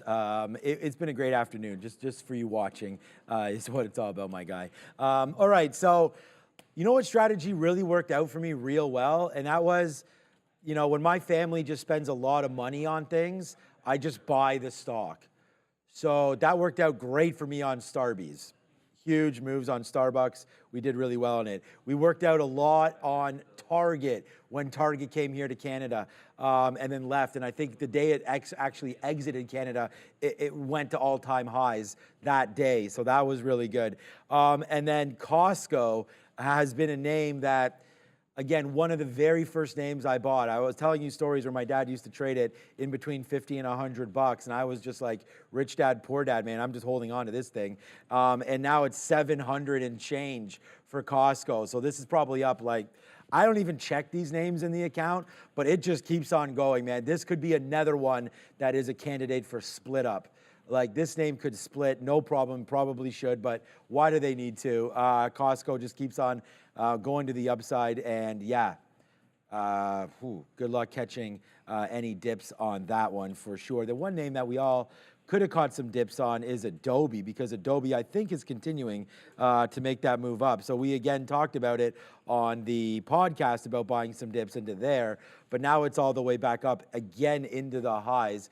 Simon Property Group tonight, Palantir tonight as well. Wow, the Qs, I'm debating just getting another piece out right now. I don't really know, man. No, I do not own VSCO there, but that would be not a bad idea, Scarjo Rabbit. I should probably own that. You mentioned Adobe. The first thing that came to mind was look, Oracle here. As an Oracle shareholder, I know you are as well. The daily chart, Oracle, break this. Please break this. You see setups like this, and as a trader, it's a breakout trade requires the level to get taken out. So I'm not sitting here saying, hey, go ahead and buy Oracle and swing it. I mean, resistance on the daily chart is clean at 118 here, and we're pressing into that again this week. So maybe it happens, maybe it doesn't. Like for a breakout, it just has to happen, and you can see the kind of gap that it has to 128. And that's, look, NVIDIA might make $10 look like absolutely nothing, but Oracle with a $10 gap for a breakout trade, that's an interesting level every single time. So we're going to put it on the radar, obviously, but as any breakout trade goes, it has to take out the top. It's like squeeze names. Like they got to get through that level. That's why it's that type of a trade. So we'll see what happens. We definitely like to have these setups in play. Like we talk about, oh, look at that Palantir level at 1350. It's a great level. If it gets down there, you want to be prepared for it. It doesn't necessarily mean it's going to go to that price. But I like Oracle at that 118. Just going back to some other names here, nothing really going on. Same story with Rum here. But what's happening is it's showing that support at 710, great, but the velocity, you guys can see the volume, really starting to taper off. And when that happens, you got to get the tighter outs here. It's just how the market goes. Like the smaller the volume, the smaller the moves off that level, the less you should take. I usually have a rule about you bounce off a support level. The first time, good. The second time, okay, fine. It'll be maybe it'll half as good or whatever, the third time you should not be expecting more, especially this late in the day. So I'm going to stick to that plan of action. SoFi, as I said, is barely moving. It's been about Micron for myself and Rumble this afternoon. And Micron, the other end of that trade, it didn't get all the way back into where I wanted to reload at 86.5, but we got out of it when it broke 87.05. It just never set up for that reload because the market fell off, and I wanted it falling back into our original support level. That just didn't happen. You don't have to force the trade there. Like, if it doesn't want to drop another 25 cents, getting in early, you just lose an extra 25 cents if it goes down. Yeah, I'm thinking about covering some of my stuff as well here. So we just did take a cover for $1. I mean, we should be covering for dollars, but it doesn't. The amount doesn't really matter. We're hovering around the 200 period here on the Qs. I still think it's lower. I still have a 428.15, basically where we took this fill. I still have another bid there. Fingers crossed that that comes through. Tesla's now starting to get going again. Let's see if that can break. Archer Daniels Midland did break. Money. So there's that. AMD is now 1. Let's just get some excitement here. 1. We'll wait to see if it's $2 in the money, Grammy party or not. Adair's girl Taylor Swift cracks the record now. 4, count it, 4 album of the year Grammys, and then drops a new album again coming out in April. So the rich get richer. Why are you? Oh, sorry. No. She doesn't like Taylor Swift. It's fine. That's fine. Well, the thing is, though, like, yeah. But anyways, 4 album of the year. I mean, absolutely unbelievable. And then, of course, Killer Mike or Big Mike wins rap album of the year. That sounds a little silly to me, but good for him as he takes that one out and then promptly gets arrested after that. So that's cool.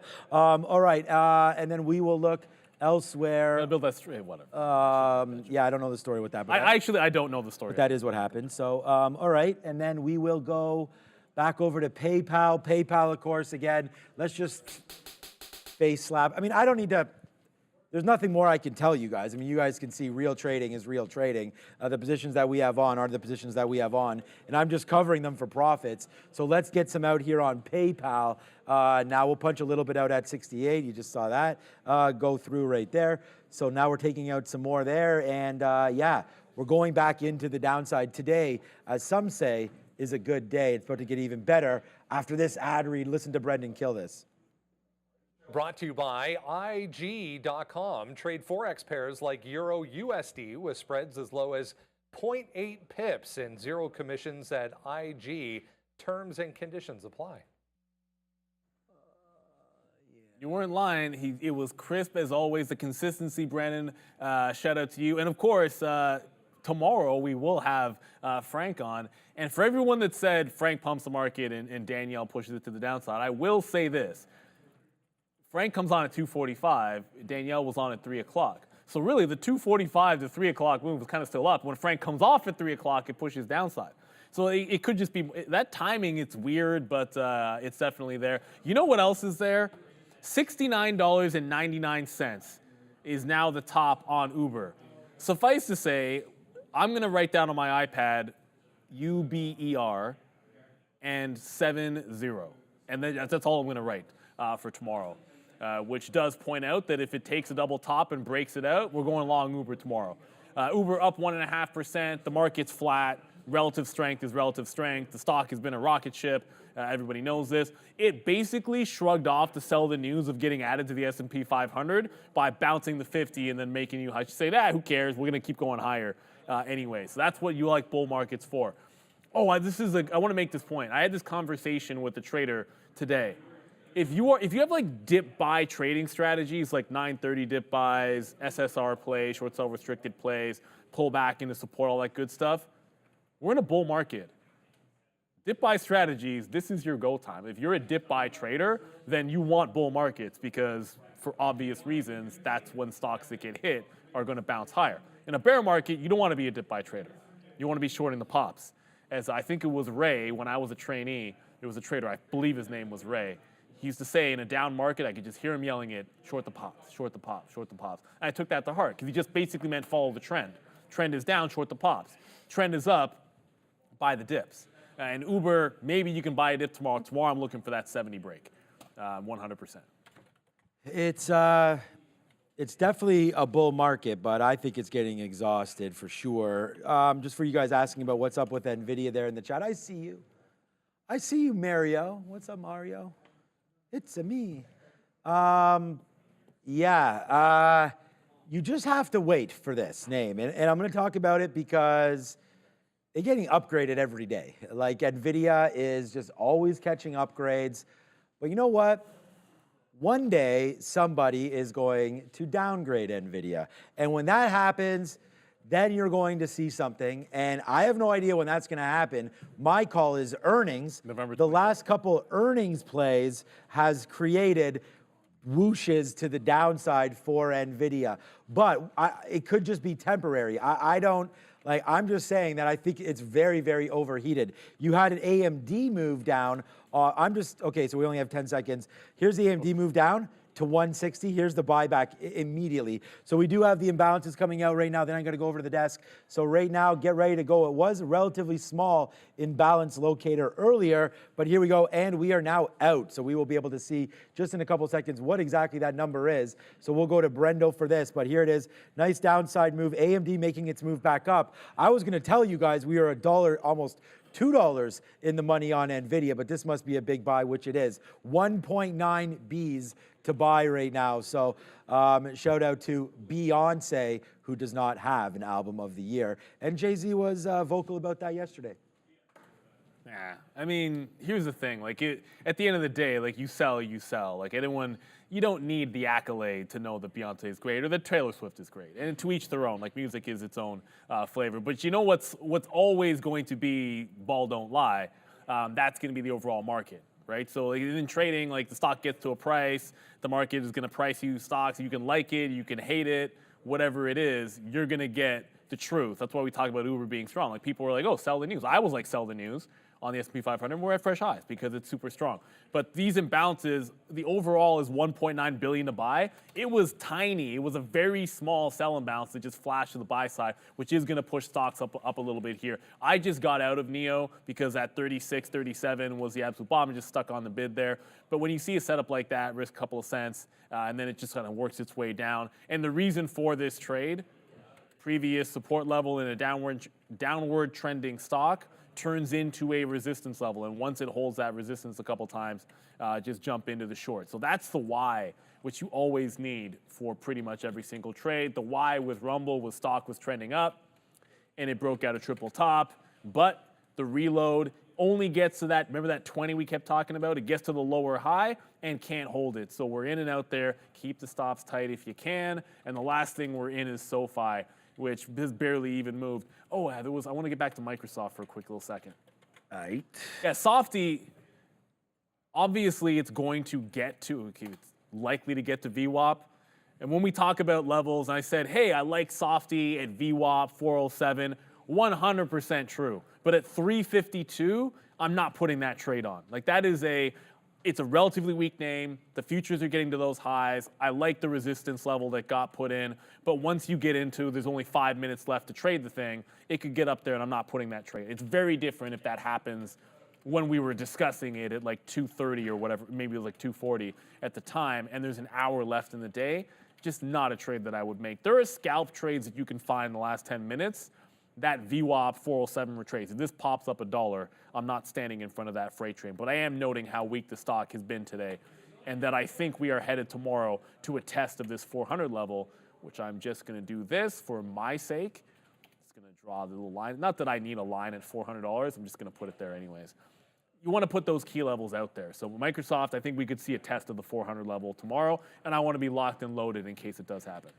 All right, I'm just getting out of everything, man, because I got to get over to the desk. It's going to be another good day for us. We've talked about that. I don't really know what did we just get out of? We got out of I'm trying to think about my last couple of trades there. Intel, again, pretty much at the bottom. Happy with that one. Tesla does retrace back up here a little bit, but still in the pocket. I was going to, maybe we'll just get out of this. I was waiting for a 40 fill. See if we flip over at 355. Maybe we do. We'll wait for it to see if that is possible. And then the Qs, we got one piece out there as that number comes out, and then, or just before it, and then, you know, upside as it comes out. But we talked about having a small piece, so hopefully the rest will fall in. But I'm bidding right now Tesla down here at 180.40, so that looks like that will come in. That's right here at the 50. That will conclude for me what was a very good trade there. And then the Qs, I'm also bidding this one a lot lower down here at 428. Let's see if we get a flip over on that one as well. So yeah, man, good little end here today. AMD is starting, but yeah, let's see the earnings board to see what we got looking forward to here at the close. You better believe it. And you can see it's a busy day after the close, so you're going to have a lot popping on the board for you there, Sean, in the market recap. Front and center is going to be Palantir. Let's be real. Palantir, you mentioned Simon Property. Dividend name, I don't know. Yep. I've never actually, I don't think I've looked at that on an earnings day, so maybe it does move and there could be something there. I really don't know, but certainly a good investment type name. But tomorrow morning, there's plenty of other ones to go over. Eli Lilly, Spotify, like, come on, are you kidding me? Spirit. We talk all about Boeing and the mess that they've had. Everything that you say about Boeing applies to Spirit Aerosystems too. Yeah, oh yeah. So let's not pretend that that's not a big one to look at tomorrow morning. And again, when you're a day trader, whether reports after the market or in the open, the only difference is I like it better when they report after market because you can go over it after market and not have to contend with earnings calls as you're preparing for your day. So that's the only distinction. Otherwise, you're trading them all tomorrow. Spirit Aerosystems, SPR, got to put that on the list. All right, things are starting to pop through now, that's for sure. We get out. So Tesla broke through 181. We got out there. Again, good trade. Take about $1.20. Obviously, it was all the way down there. We always talk about making sure that you don't stand in the way of these imbalances. And, you know, that's part of the reason why. Today, you had to be long. It's not a big deal. We got out of PayPal there. No damage. Intel stayed low. So that was good. And then AMD. These were all 5-10% left. So AMD we got out there, which now starts to rip back up. AMD, I mean, again, we could have covered that same piece down there. So we won't end our day at the highest spot as the last couple of positions came out. SMCI will. SMCI will. Meta will not. Meta, nice move to the downside again. This is going to be another top name, but Meta, not great. Could have been better. Like that short at 470. Wow. Right there again. From that beginning trade. All the way up back into 470. So just like we'll put some names on the radar for tomorrow, Meta right there in and around 470 could come in to play one more time. I just wanted to show you guys like some of these implied moves here in the after hours. We do have, there it is, NXPI, 5.7% expected. Simon Property Group's 4.7% as well. Scrolling down here, where is Palantir? There it is right here, 14%. Implied move right here for Palantir. So watch out for that one, man. 14%. That could be some spicy meatballs there after hours. So, all right, we'll get ready to go. Thanks for watching. I'm going to flip over there and get the show started over on the other desk. But yeah, overall, great day to trade today. I hope everyone had a lot of fun, and we'll be back tomorrow. Yeah, here comes the buyers on Palantir. I mean, we can check it out real quick. What, now? Well, not really. 1468, but a nice move up. We'll watch, man. This is going to be a fun one coming out very, very soon. That is PLTR. Yeah, there's no question Palantir is going to be a mover. Like what direction it goes, obviously, if you're holding it long term, you want it to go up. I was mentioning SMCI. It got to $670 exactly before a little bit of a turnaround. Let me just make sure I cancel my stop orders out there. One thing you should always do as a trader, if your day is done, just confirm that all of your orders are canceled. You don't want something popping in at the end of the day. But shout out to everyone in the chat that was hollering about the prolific run that SMCI has had to the upside. And when a squeeze name does this, and it is 100% a squeeze name, the short interest still says 9%. I think that's got to be going higher. But this is now getting a little bit out of hand. At some point, you're going to have a pullback, but until then, everyone riding that one to the upside. And no one ever went broke taking profits. The obvious potential turning spot, just remember who reports on the 21st, as we mentioned, is going to be NVIDIA. If that turns, this turns. That's almost 100%. There was a question about Enbridge, and all I was trying to say in the chat, someone had asked, what about Enbridge as we were going over like investable type of names? A stock under its 50 period and 200 on both the daily and the weekly, to me, needs to show signs of breaking the trend. But I own leverage in my long term. I'm implicitly buying because I just put the dividend back into the stock. But let it get back into a support level when it's got that nasty trend. On the weekly, that's underneath 30 bucks. And when you look at it on the daily, that would be at 31, 32. So depending on your time frame, that's what I'd be waiting for because it's showing those signs of weakness. That's just my particular approach when I see a stock that's trending to the downside. DJK, SMCI can go wherever it wants to go. 800, 1,000, a million. It's not going to a million. Just by the 21st, if NVIDIA disappoints, I'd expect this one to come to the downside. But what I'm going to be watching, obviously in the last few seconds here, with almost 30 seconds until we'll close, is Palantir.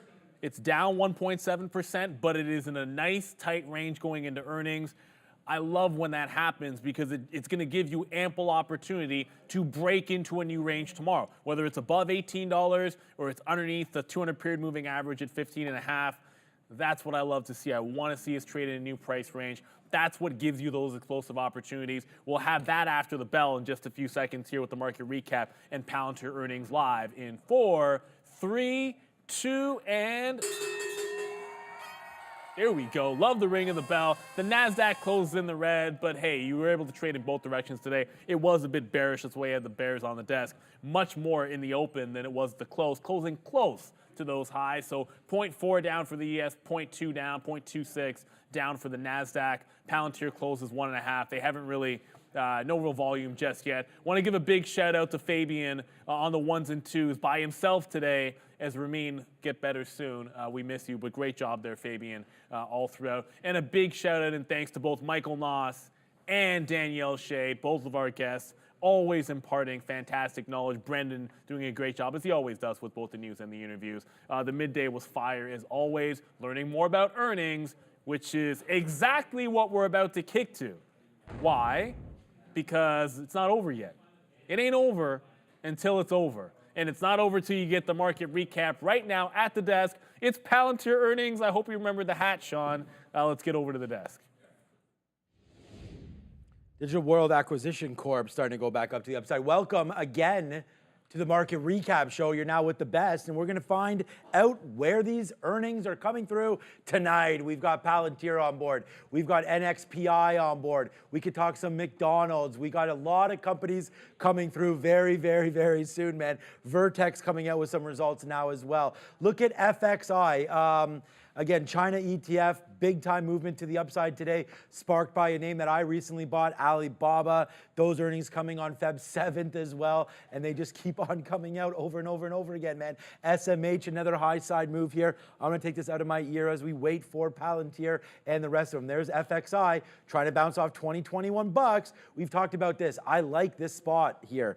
Part of the reason why Alibaba goes the #1 name today on the sticky note. We had a 72 buy, like honestly, and the reason was bring this name back into where we closed on Friday. That happened, and we bought some Alibaba, closed it at the end of the day, a big $3 winner to the upside, helped by potential selling off of some of the assets there for LLY, for Alibaba. I'm just going to keep over here PLTR because this is brought to you by Trade Ideas. We are going to have Michael Noss come on here in just a couple seconds. Anything that starts moving should be highlighted in here. We also do have the Benzinga Pro platform right now. Here it is. Trial results for Vertex Pharmaceuticals right now. Let's see what VRTX is doing. You'll get a 1-minute chart down here. I'm going to adjust that for you. Downside for Vertex, but not really doing anything. So that's a nothing burger story. But we are brought to you by Benzinga and Trade Ideas. So as soon as something comes out right now, we'll have those for you. We're looking for NXPI and we're looking for Palantir. And I want to say a welcome to everybody that's rocking right now with us. I'll call it up and we'll do roll call a little bit later. Nice to see oil moving back up to the upside, I guess, today. The SMH was something that we talked about.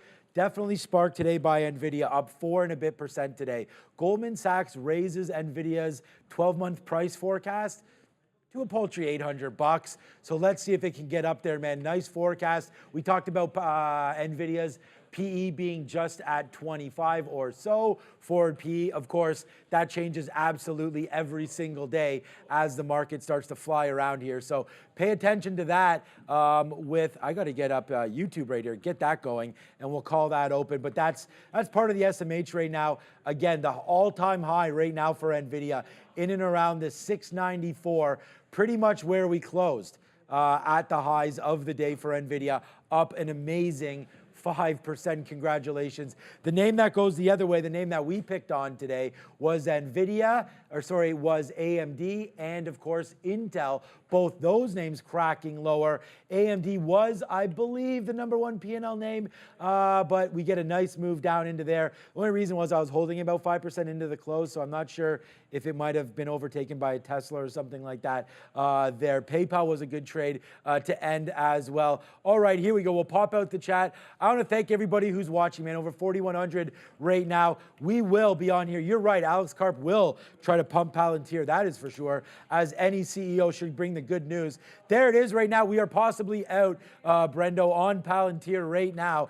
Nice move to the upside, 1680 up to 1750. I don't have anything yet. I apologize if we're out, but right now it is out. I'll have to Google it maybe to get it out here. Right now, Palantir, we'll find that and we'll get those earnings to you immediately. What I'm seeing here is a revenue beat, 608 for 602, an EPS beat. Again, it's another positive EPS for Palantir. So next stop, choo-choo, all aboard, S&P 500. Let's see if they get that right now, but it is out right now. PLTR, I apologize. I don't have them. Brendan's going to hopefully send those through if you do get a chance to the work one. But I don't see it right now on Benzinga. Palantir right now making up to 1750. We talked about getting some long down here. If it did fade, just because you're up now doesn't mean that we're not fading out for PLTR. I apologize. I wish we could get this a little bit ahead of time. But Palantir right now out, touches 1750. But where is that? The 50-period moving average. It's right there. So we need to hold higher for PLTR. It is now out right now, Palantir. I'm just going to see if we can get anything else. I hit it on Twitter, and you know what comes up for the top? Me coming up right now for the top. Here it is right now. I got a little bit of a post here. Palantir, 8 cents versus 7. Earnings 608 versus 602. FY revenue right now 2.65 billion versus 2. So that looks a little bit light right now in the forward. The adjusted, I don't know this account, the adjusted income from operations. Okay, Brendo sent it to me, so I'm going to go over there and have a quick look at that. So this is straight from the horse's mouth. Let's see what we got right now. Palantir.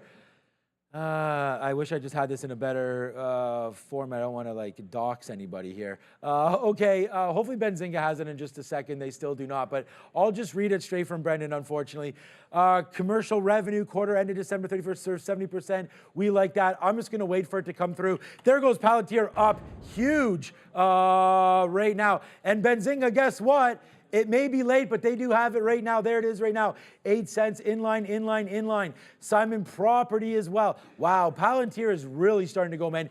1820 and going higher right now for PLTR as that continues to rip off faces right now. I'm going to see if I can get this number back in for you guys on a site that obviously I believe in as well, just to make sure that we get the right numbers for you. So there's Simon Property Group beating 153 versus 136. I really like this name. The big mall retailer, SPG. Wow, look at what stock we like right now. It's Palantir upside into 1830. Palantir go boom right now. Upside for Palantir. We like that number, man. We'll get more as it comes through. But SPG looks like it's a beat as well. This is a COVID name that we've liked, man. A COVID darling that got beat up because no one was going to malls. And they said, and they get back up to the upside as well. But nice little drop off right now in SPG heading back into the downside. I unfortunately still don't have too much information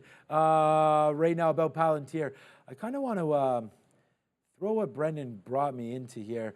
Company said expects 2024 U.S. commercial revenue 640, projecting a growth of at least 40%, which is much better than the 36%. So again, 40% for Palantir expected on the commercial side. That's nice. That's what we wanted to see. We want to back away a little bit from the government contracts. get into commercial, and it looks like that's a highlight there for Palantir. Alex Karp is a monster. He will talk about this. So it looks like it's a nice move there for Palantir. Nice upside there. Targets, honestly, at this point, 20. We'll see if it gets blown out. The best part about Palantir is it does have a decent short float as well. Well, now it's only 6%, so that's been trimmed a bit as well. So Palantir right now, 6% short float. Taking names, nice gap up right there for Palantir, up to 830, so 1830. So again, a name that's been talked about over and over again on the podcast, over and over again on the main show. It's Hydration Nation. Let's go and celebrate some Palantir right now, up to 1840. Good call on that one, guys. Mr. Michael Noss will be coming through in just a couple minutes. Let's talk about some more things here. I know he wants to talk about IBB, so the biotech name looks like it's trying to break out maybe a little bit on the daily. A nice drop in for me into 130 would be preferred. I know Michael's been talking about this. He was also with us earlier on as well today. So we'll figure out if there's any highlights that he has on that if you did miss it early. I'm not seeing too much else, man. Chegg shares trading lower as well. CHGG here coming off earnings. Down to $9. This name's really been destructed again. I shouldn't say, I don't know if that's a split or what that was right there, but Trade Ideas charts will show you split adjusted pricing. So this name getting hit, and I was going to say chugging along, but of course it's Chegg there. Nice move back in for those guys, back down to the downside. I'm not really seeing too many other big names coming through here. We did have Palantir, and for me, that's the biggest one, man. Starting to go back upside. Now 1870 all the way upside on Palantir. Let's do a little bit further. Let's go to a weekly chart on PLTR. Here we go. Mr. Michael Noss, tell me how good this thing looks if we can get above 2050? Are we worried about this wick up to 22? I say no, but it looks like you're trying to break above 2050 right now on the beast that is Palantir, man. We've been talking for days buying this dip level, and there it is, Palantir up 10.5%. The only thing about this is we've had Daniel Shea on. The expected move was 14 and change on Palantir. Looks like it's going to be a little under right now for PLTR. All right, sector watch back in it. TAN. Again, me and Mr. Noss talked about this one. Look at this. I don't know. I think you don't bother catching this now, man. You're under the 50. You're under the 200, of course. The solar ETF, a lot of the stock in this end phase had a great move up and really has been getting hit back down off that 50 period of 140. So if you're going to look at a name like TAN again, I feel that this is just an interest rate name. Breno and I have talked about this on the podcast. Who can really afford right now to put solar panels on their damn roof? People trying to refinance their mortgages, they're not getting great rates. And if you can't get great rates to borrow money, then you're definitely not going to do that to save a couple bucks right now on solar. So there it is right now, the TAN ETF, man, going all the way back to March of 2020 levels. Like, this is looking really juicy if you're looking to catch something at the bottom. But for me, and again, we can get, I mean, there's so many questions I can ask Michael, and he's willing to talk about anything, but this looks like a falling knife to me, man, and I don't want to catch anything right now. For me, FXI would be the name that I'm a little bit interested in. I feel like China will capitulate at some point and could bounce back up there, and I can wrap my head around China a little bit more because we trade Alibaba, some of those EV names. We know there's strength in China tech. I'm not sure, while there's underlying strength somewhere, right now China keeps getting hit. We'll wait for Alibaba's report, but we recently did buy some of that. What about the KRE? Those of you that are looking at financial strength, it's not happening in the regionals, man. The regionals really pulling back. Like, if you want to get some relative strength, this has been to $80 before. And again, then you had Silicon Valley, First Republic, a couple other names coming through there as well, PacWest, all getting hit to the downside. And then we just had, you know what I haven't checked in a minute? NYCB, New York Community. Yuck. We talked about this one before. Even if you go to a daily chart, they came out with that miss and then guided about liquidity issues or warned about liquidity issues. And yeah, those issues seem to be there as well. So guess who's going to come back in like the white knight that they normally are? It'll probably be JP Morgan. Here he comes to save the day. He's like Mighty Mouse over there, Brendo. Mr. Jamie Dimon.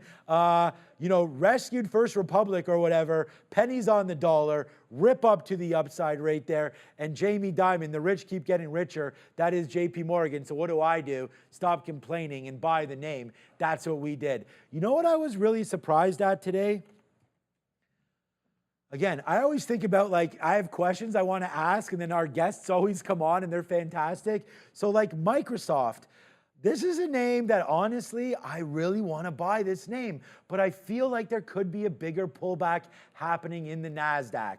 I'm not sure. JC Peretz has been showing some charts about possible pullbacks in the market. Actually, you know what, Mr. Noss? We will talk about whatever you want to talk about, but let's talk about maybe a little bit of an upside down move. The NASDAQ is right here at the tops. Now, I'll blow this chart up. Are we seeing potentially here a triple top? We made that high back on the 24th of January. We were up here, then we faded out a little bit to close the rest of the day. 430. Are we worried about single stock risk in this name? We have NVIDIA huge. We have Meta huge. But Apple right now trying to pull off two bills. If Apple stays under the 50-period moving average, we possibly do have some risk. You know what? Just because I want to do it, we're going to skip it over and we're going to do, where I don't see roll call right now. Who's with us still right here, right now? I want to say what's up to everybody that's here. Traders stay late. So right now, checks watch, it's 4:14. So let's see who's here with us right now. Yeah, people aren't interested in EVs. Look, I can't blame you.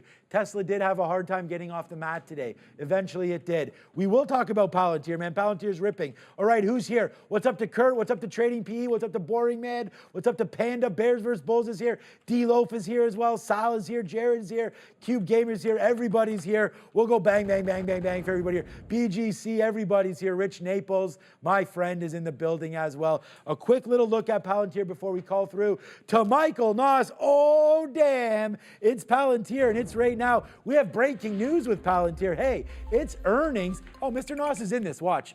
Oh, you cut it out. Yeah, it is your bad, Fabian. Come on, man, guy. 1910. All right, we're going to hit it again then. Here we go. Watch this. Breaking news, breaking news. Where is he? Where is he? He's in here somewhere. I thought, there he is. I like that right at the end of the day. Wow. Palantir continuing to go upside on what appears to be a great report. If he's ready, I'm ready, Fabian. All right. Let's go. It's Trader Talk.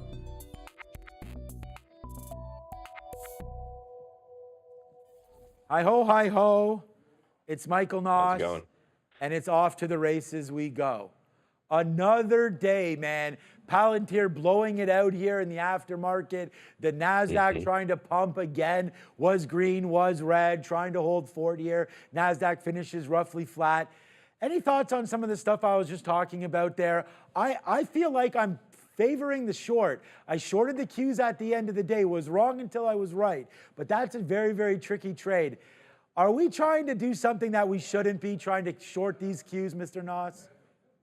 No, and it's funny because you quoted JC and the divergence research he's been putting out the last couple days, and that's something for people who watch the show in the morning I've actually been talking about for the last few weeks as well. So if we go to my chart, I can just explain it for the viewers really quick. But this line on the bottom right here is the relative strength index, which a lot of us know as traders. However, what most technicians use it for is not the traditional, when it's over 70, you short, and when it's under 30, you buy. There's been a lot of study done on that and it just doesn't work overall. However, what the RSI does tell us is the amount of momentum behind any given move. So if it moves higher, that means there was a lot of momentum in that move. If it doesn't move higher, it means there was less momentum in that move. So what a lot of technicians do, and this is what JC's been talking a lot about on Twitter, and again, I mentioned in the prior weeks with you guys as well, is this RSI divergence. And essentially just meaning that this high right here in the RSI is higher than this high right here, showing that this move took more momentum than this move right here. And what that's telling us is that it's possible that the buyers are running out of steam in this zone. Now, these things can exist for long periods of time, so they're not necessarily top signals, but they're definitely something to keep an eye on. Again, I've been noticing it, and I know a lot of technicians have been noticing it as well. The question is, A, is this something that's going to resolve with the price coming down or the price just dropping sideways?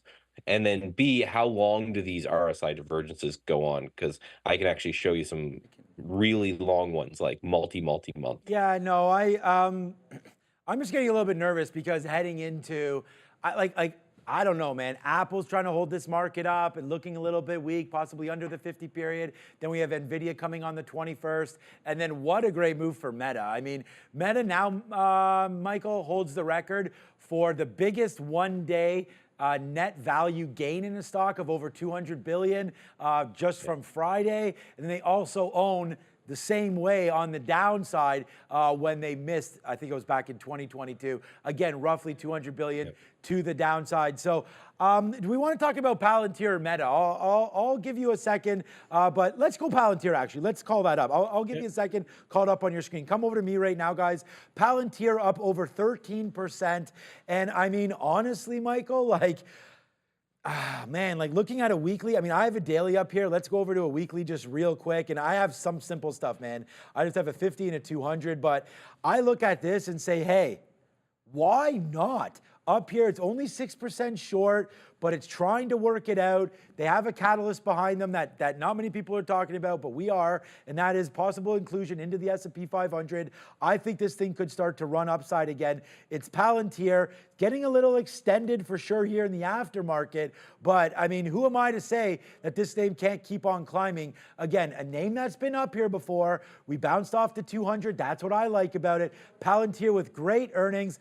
Tell me that 20s maybe a fade. I feel like that might be an easy trade tomorrow, but I'm going to be waiting for this name. It's Palantir with a nice extension here today. Yeah, I don't know. Again, at different time frames. For an intraday fade, maybe. However, there's a couple things that I really like about this gap up, if we can kind of come to my screen here. And the first one is this purple line right here. I drew on the anchored view app right before this gap right here. And the reason I chose this gap is because this is really the one that got the move going, right? We were in the 8s and we were chopping around here for a period of time. And then we finally got moving when that gap resolved. And you can see that purple line, I'll just highlight it here, held as support for a long period of time. That could be an early clue, as you guys talk with Brian Shannon all the time. These anchored VWAPs often, when they act like this, could be a clue for some institutional type accumulation. And then if we zoom in yesterday, you can see that, or yeah, today, it had a really ugly candle. So there was probably a lot of people betting short going into this earnings with this gap up and fell apart all day and put in this really ugly candle.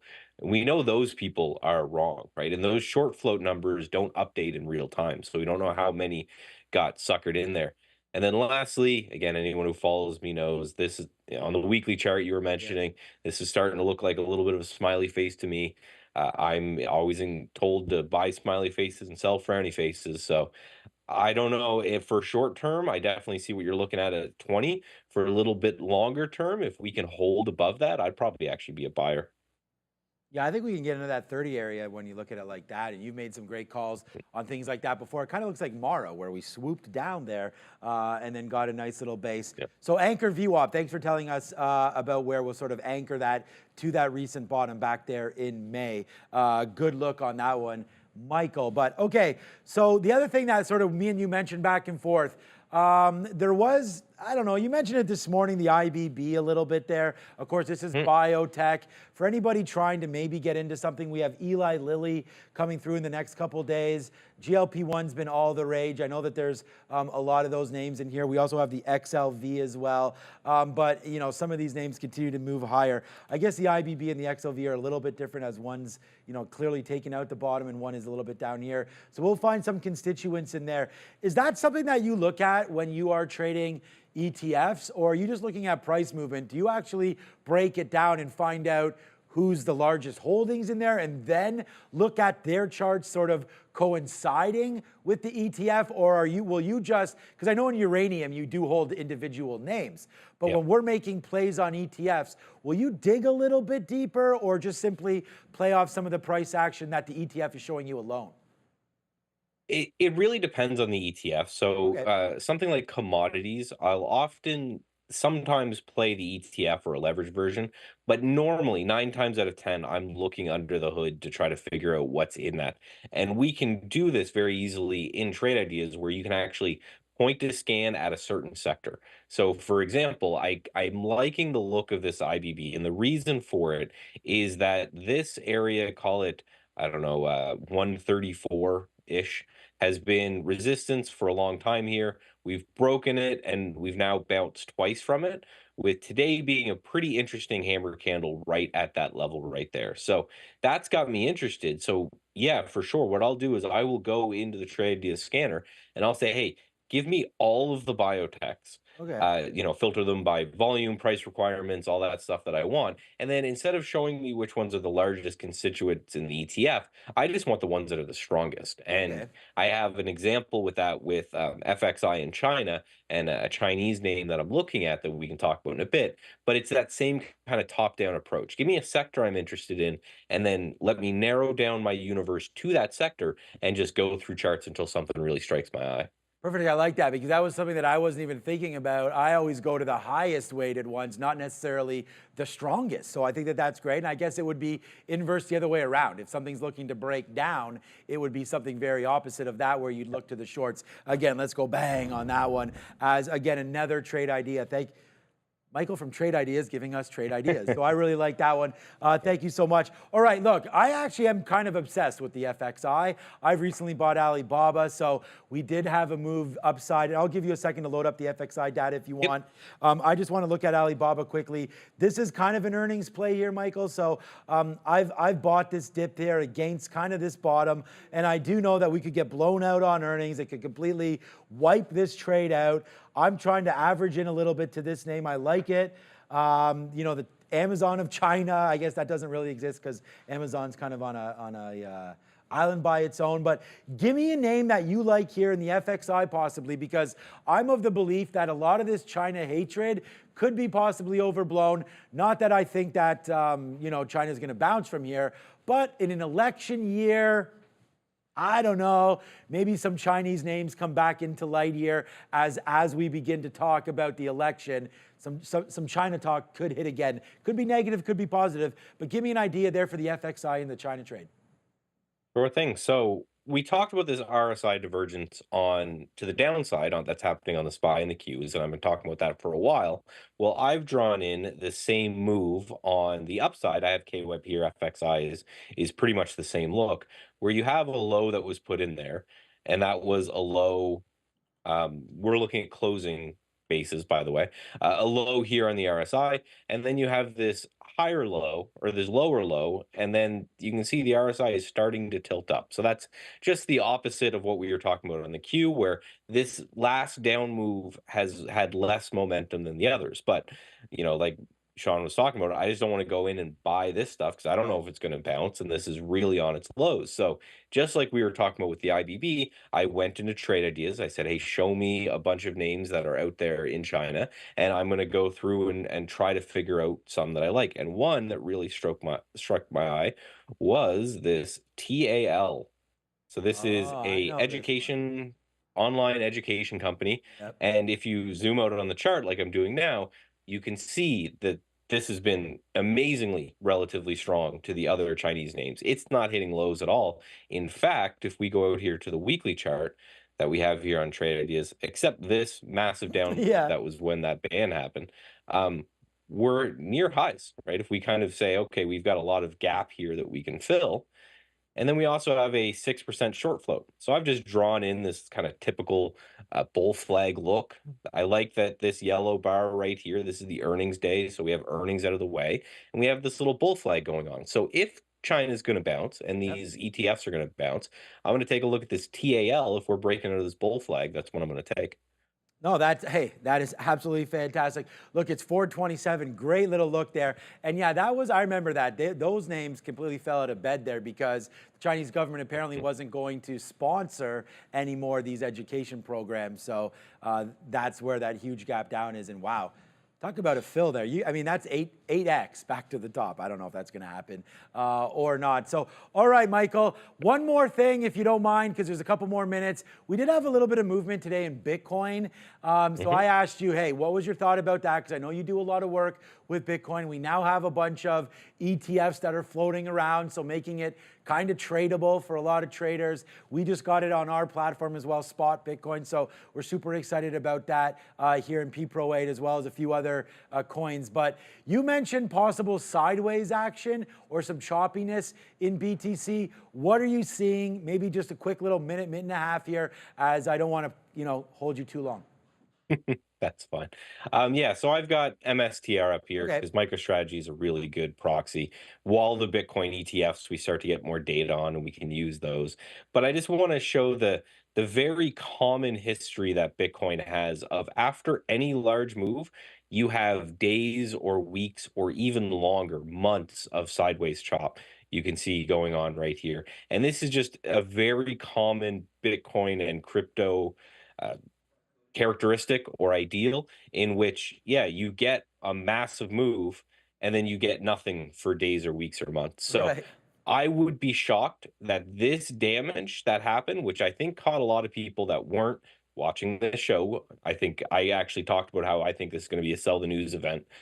People that weren't paying attention got caught off guard, and that creates a lot of overhead supply. Right. But I do think the ETFs are creating a lot of demand overhead. So I think that, and knowing the characteristic of Bitcoin, I think we could see just a lot of chop, just to frustrate both sides a bit. All right, that makes sense. I like that too, using MSTR as a little bit of a proxy there, because pretty much they're all Bitcoin over there, Michael Saylor and so on and so forth.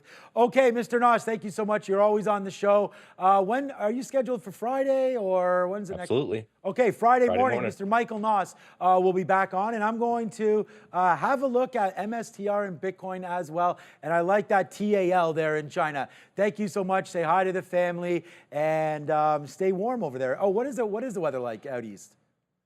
I just finished shoveling 6 feet about of snow over the last 2 days, so Are you it's serious? a lot. Yeah, it was all weekend, so yeah, I think it's done now, but there was Okay. a lot. Yeah. Yeah, we've shoveled once, and I think that I could have just used my foot to shovel out there. But shout Thanks out for to that, lovely by the way. Canada, as we have many different areas of environmental concerns. All right, thank you, Mr. Noss. I have no idea what I'm saying, so I'm going to let you go. Thank you so much, and I'll catch you on Friday. That's Mr. Michael Talk to you Noss, the soon. man, the myth, the legend. Yeah, I was hoping that Michael was gonna say like, oh, everything was cool, because right around here, man, I was out for a nice walk. I don't remember the last time I wore boots. Everything was all good, and then he dropped 6 feet on us. So wow, good for that. But that's a great workout. But they do say that I think it's like the most heart attacks or something are caused by shoveling snow. So Michael Noss in great shape right there. Be careful, anybody out there shoveling. Okay, we got to get ready to get out of here, man, but it's Palantir with a nice move to the upside. We're not going anywhere until we talk about some of my tweets. The very first one, we had a hell of a lot of fun on the podcast, man. I just feel like it was the #1 podcast. It was episode 12. They're getting bigger and they're getting better. Tons of energy, man. We wore a little all-star hat there. Me and Brendo had so much fun. We talked about Rufus. We talked about Apple. We talked about earnings coming through. We talked about Palantir. So many different things to have talking about. Go over there, double check, look at it, man. It's an hour of your time. Listen to it on 1.5 times the speed. You know, why not? I on a loop. Interesting. We talked about this, man, the destruction of Peloton. We have a Peloton. I'm getting back on that thing, so it's been really fun. Go about at 20 to half hour every single morning. It's been good. I like it, but it is still a clothes hanger at the end of the day. So you got to watch out for that, as here comes Peloton with an initial IPO back in September 2019. Don't hate the player, hate the game, man. Everybody was buying everything COVID. So you got 10x up there. So if you played the game with Peloton, you should have known something like this was about to happen. But right now, it's just broke $4 today. So watch out for Peloton getting absolutely destroyed as a stock coming through right there. Back over to me. We just tweeted out Palantir. Man, what a good day that's been for Palantir. And then, of course, back to our very, very last one. It's Sticky Note Nation. Man, we had some good trades today off that. This Alibaba 7 72 long. I mean, that one was my trade of the day. And again, sometimes it's hard to talk about these things because not all the traders, you know, will have kind of big winners about it, and I don't want to try to gloat too much, but this was a great trade.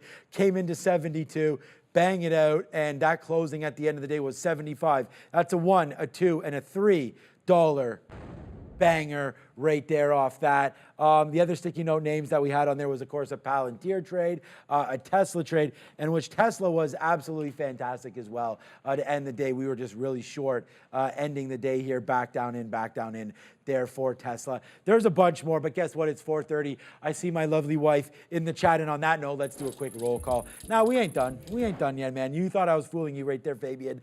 But without the roll call, we ain't going anywhere. So shout out to everybody that's joining us. Look, traders stay late. The one thing I want all of y'all to do right now is hit the like and hit the damn subscribe, okay? This will go out there. You can watch this afterwards. But everyone who's here with me right now, let's go. Peloton addressed their total addressable market during COVID. You are right, Glenn Smith. That's a COVID play. Congratulations, boom, on that one. Great show as always, says Tony Price. Thank you so much, man. Hey, look, D-Loaf, we killed it on the podcast. I just wish I'll save that. All right, let's go, Adam. Let's go, Mr. Weeds is here. Pandacor.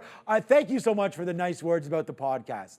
You know, I don't want to bring it up during the day too much because, it's like I don't want to get other people to say, oh, hey, we had a great podcast.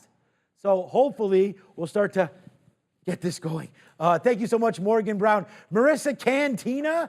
I like Marissa Katina, but Marissa Cantina is the real hero. My wife, I could do none of this without her. So shout out to you, Marissa. Thank you so much, man. Let's go, says Molfar. Let's go to Rock the Dock. Look, man, a lot of people, when you get it right the first time, then you don't have to worry. Love you, Marissa. Thank you so much for that one.